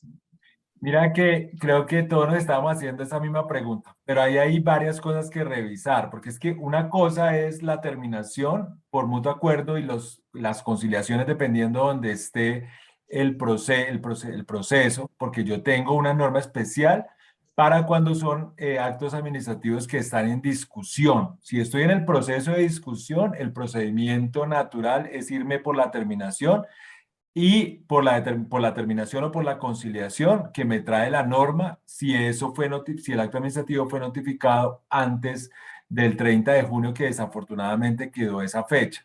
Pero si son ya actos administrativos que están en firme, que ya es una deuda vencida, pues ahí sí aplico el artículo 45 pues acá me están diciendo 2017. Esa pregunta textual le hicieron al señor y si es que son deudas de por allá del 2018, lo importante es que estén a 30 de junio porque seguramente no he pagado porque se agravó el tema con la pandemia. Entonces acá tenemos es que diferenciar en qué etapa está el proceso, si ya es un proceso, si el acto administrativo, si ya está ejecutoriado o no está ejecutoriado y en qué etapa está o qué clase de acto administrativo es. Entonces ahí sí tendríamos que revisar el caso particular. Perfecto. Siguiente pregunta. Para normalización de activos omitidos, si en el año gravable 2019 mi patrimonio estuvo por debajo de 5.000 millones y este año realizando normalización y producto de ello mi patrimonio supera esas bases, ¿debo devolverme a declarar impuesto al patrimonio 2019 y 2020?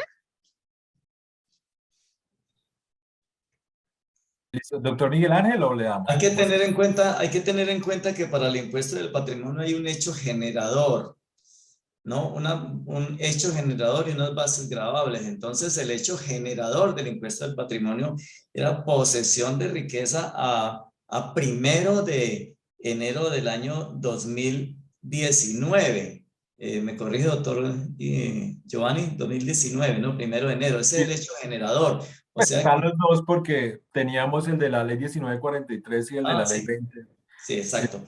Entonces, allí no hay un hecho generador, ya pasó el tiempo en que se generó, en que se suscitó el hecho generador y por lo tanto yo no tengo que devolverme a recoger patrimonios de los años anteriores, ¿no? Entonces, esta es la respuesta, no hay razón a que me tenga que devolver en esto.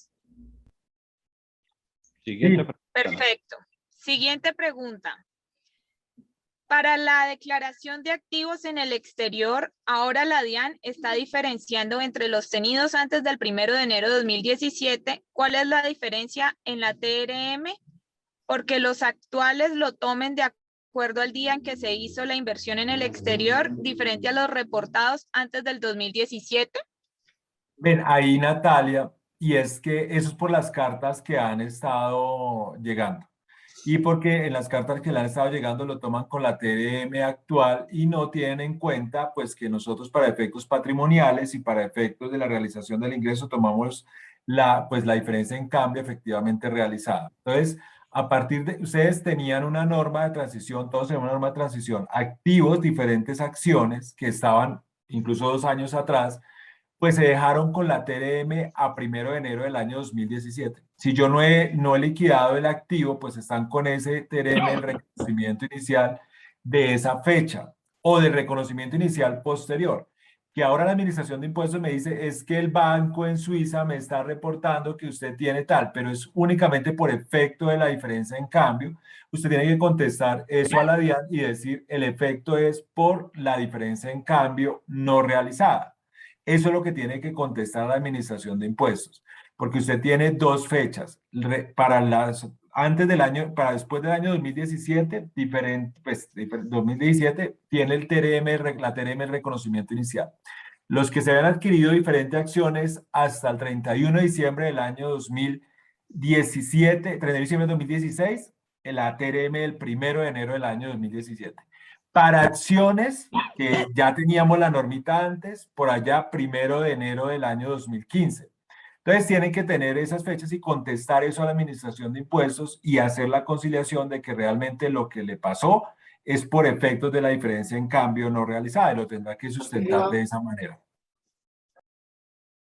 Bueno, adelante, Natalia. Siguiente pregunta. Con la tarifa de renta presuntiva 0% año 2021, la limitación de los descuentos en el artículo 259 ETN se modificó o se conserva. Y pues unas felicitaciones a ustedes por el evento. Muchas gracias, hermano.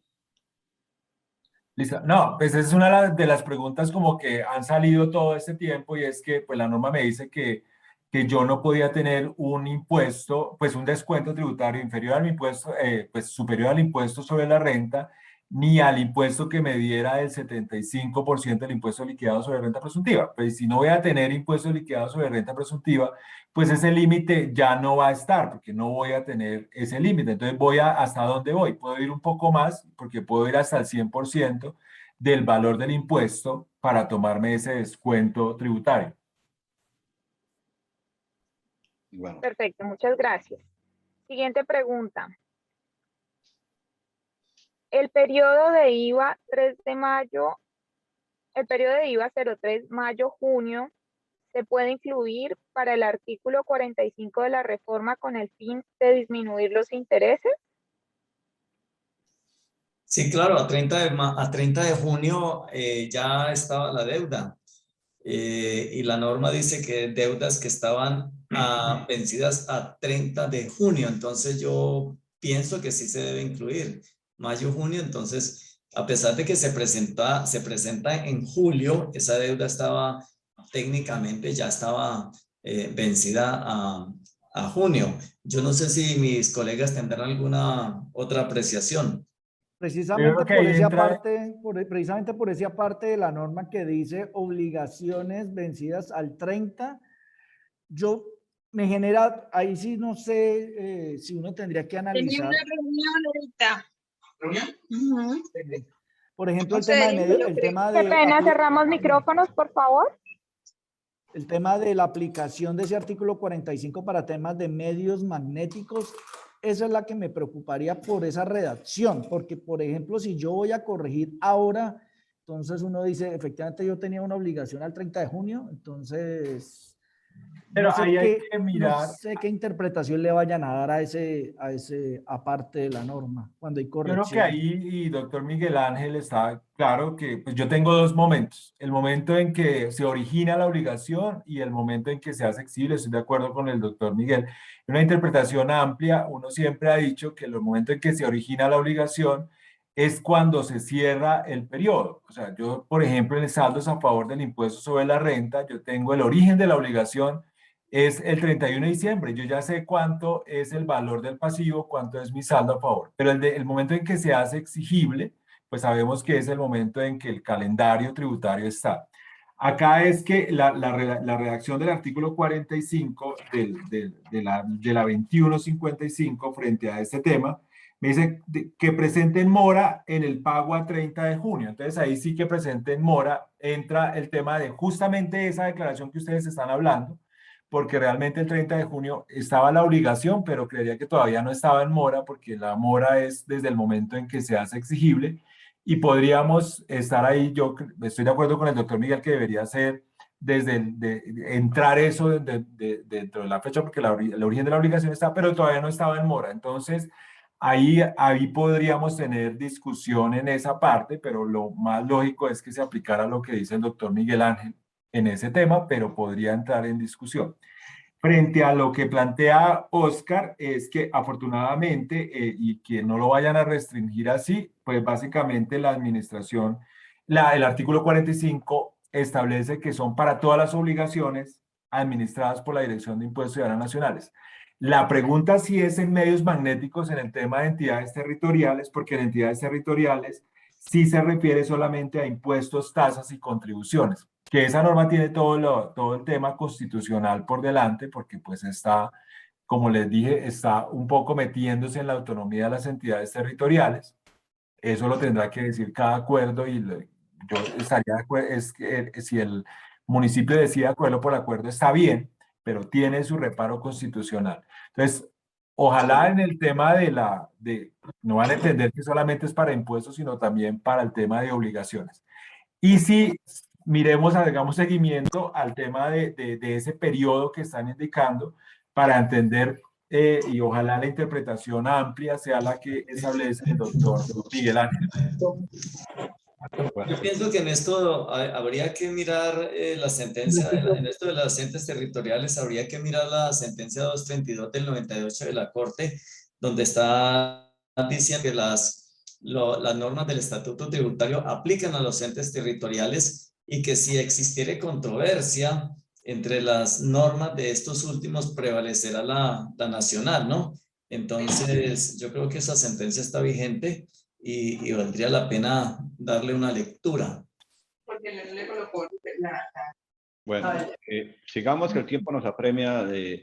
Ya Por casi favor, cerramos los micrófonos que están abiertos. Muchas gracias. Siguiente pregunta. El proceso de recepción de facturas electrónicas que a partir del año 2022 se debe hacer por plataforma. Es que el proceso de recepción no ha cambiado, o sea, de todas maneras, eso frente a la modificación del artículo 616-1 del Estatuto Tributario no ha cambiado. Lo que pasa es que yo sí tengo que informar, o sea, yo sí soy facturador electrónico, debería estar recibiendo mis facturas electrónicas y lo debería hacer a través de la plataforma de recepción de facturación electrónica. Acá lo que cambió realmente es que yo sí tengo que dar o pues tener la posibilidad de saber que en la facturación electrónica tengo que tener esas dos confirmaciones adicionales que hablamos dentro de la charla. Muchas gracias. Siguiente pregunta. Cuando un proveedor emite factura electrónica y esta es anulada, como cliente se debe hacer registro de la factura y la nota. No sé si Oscar quiera adelantar ahí algo, que estoy viendo la pregunta acá porque se le cortó a Natalia, que cuando un proveedor emite factura electrónica y esta es anulada, como cliente se debe hacer el registro de la factura y la nota. Y creo que es un tema más de la práctica, ¿no? O sea, porque estamos hablando de que el proveedor, el que emite la factura, pues va a tener en su contabilidad la emisión de la factura y la anulación de la misma. Yo tengo que diferenciar, y ustedes como revisores fiscales, pues tienen más en toda esa trazabilidad de la información. Tengo que diferenciar entre una operación que es anulada y una operación que realmente corresponde a una devolución o a una operación de una nota crédito y que debe estar y que la debe conocer mi cliente. Y ese es el problema que tenemos hoy con las declaraciones sugeridas, porque posiblemente el cliente emitió la factura y resulta que la anuló después, pero usted no hizo ese registro de esa factura. Pero es que tenemos que separar cuándo realmente es una operación anulada donde la persona ya, pues fue un error mío, el otro no tiene por qué estar registrando eso en su contabilidad, pero yo creo que le doy paso más bien, pues aquí estamos ante los que realmente hacen seguimiento de esa información y cómo debe reflejarse eso en la contabilidad. Precisamente el que emite la factura electrónica deberá también utilizar los sistemas informáticos para emitir la respectiva nota crédito, ¿sí? Y lo que decía, lo que dice Carlos Giovanni, es claramente uno no puede estar ahorita con mayor razón con todo el tema de facturación electrónica, uno no puede estar anulando por anular, debe estar totalmente justificado y debe tener una justificación, ¿sí? De por qué se está anulando la factura. No es porque me llegó extemporánea, sino que deben existir razones de peso para la anulación como tal, que no recibí a satisfacción el bien o que no recibí a satisfacción la prestación de servicio.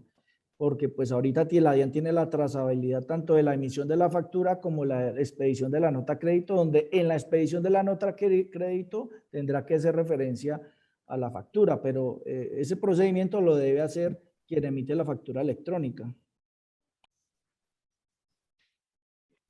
Bueno, muchas gracias, Oscar. Muchas gracias a todos por su participación. Le doy paso al doctor Humberto, que nos va a dar pues una despedida. Les recuerdo que esta información, la grabación del conversatorio la van a poder encontrar en nuestra página web y en nuestro canal de YouTube, BKF International. Feliz día.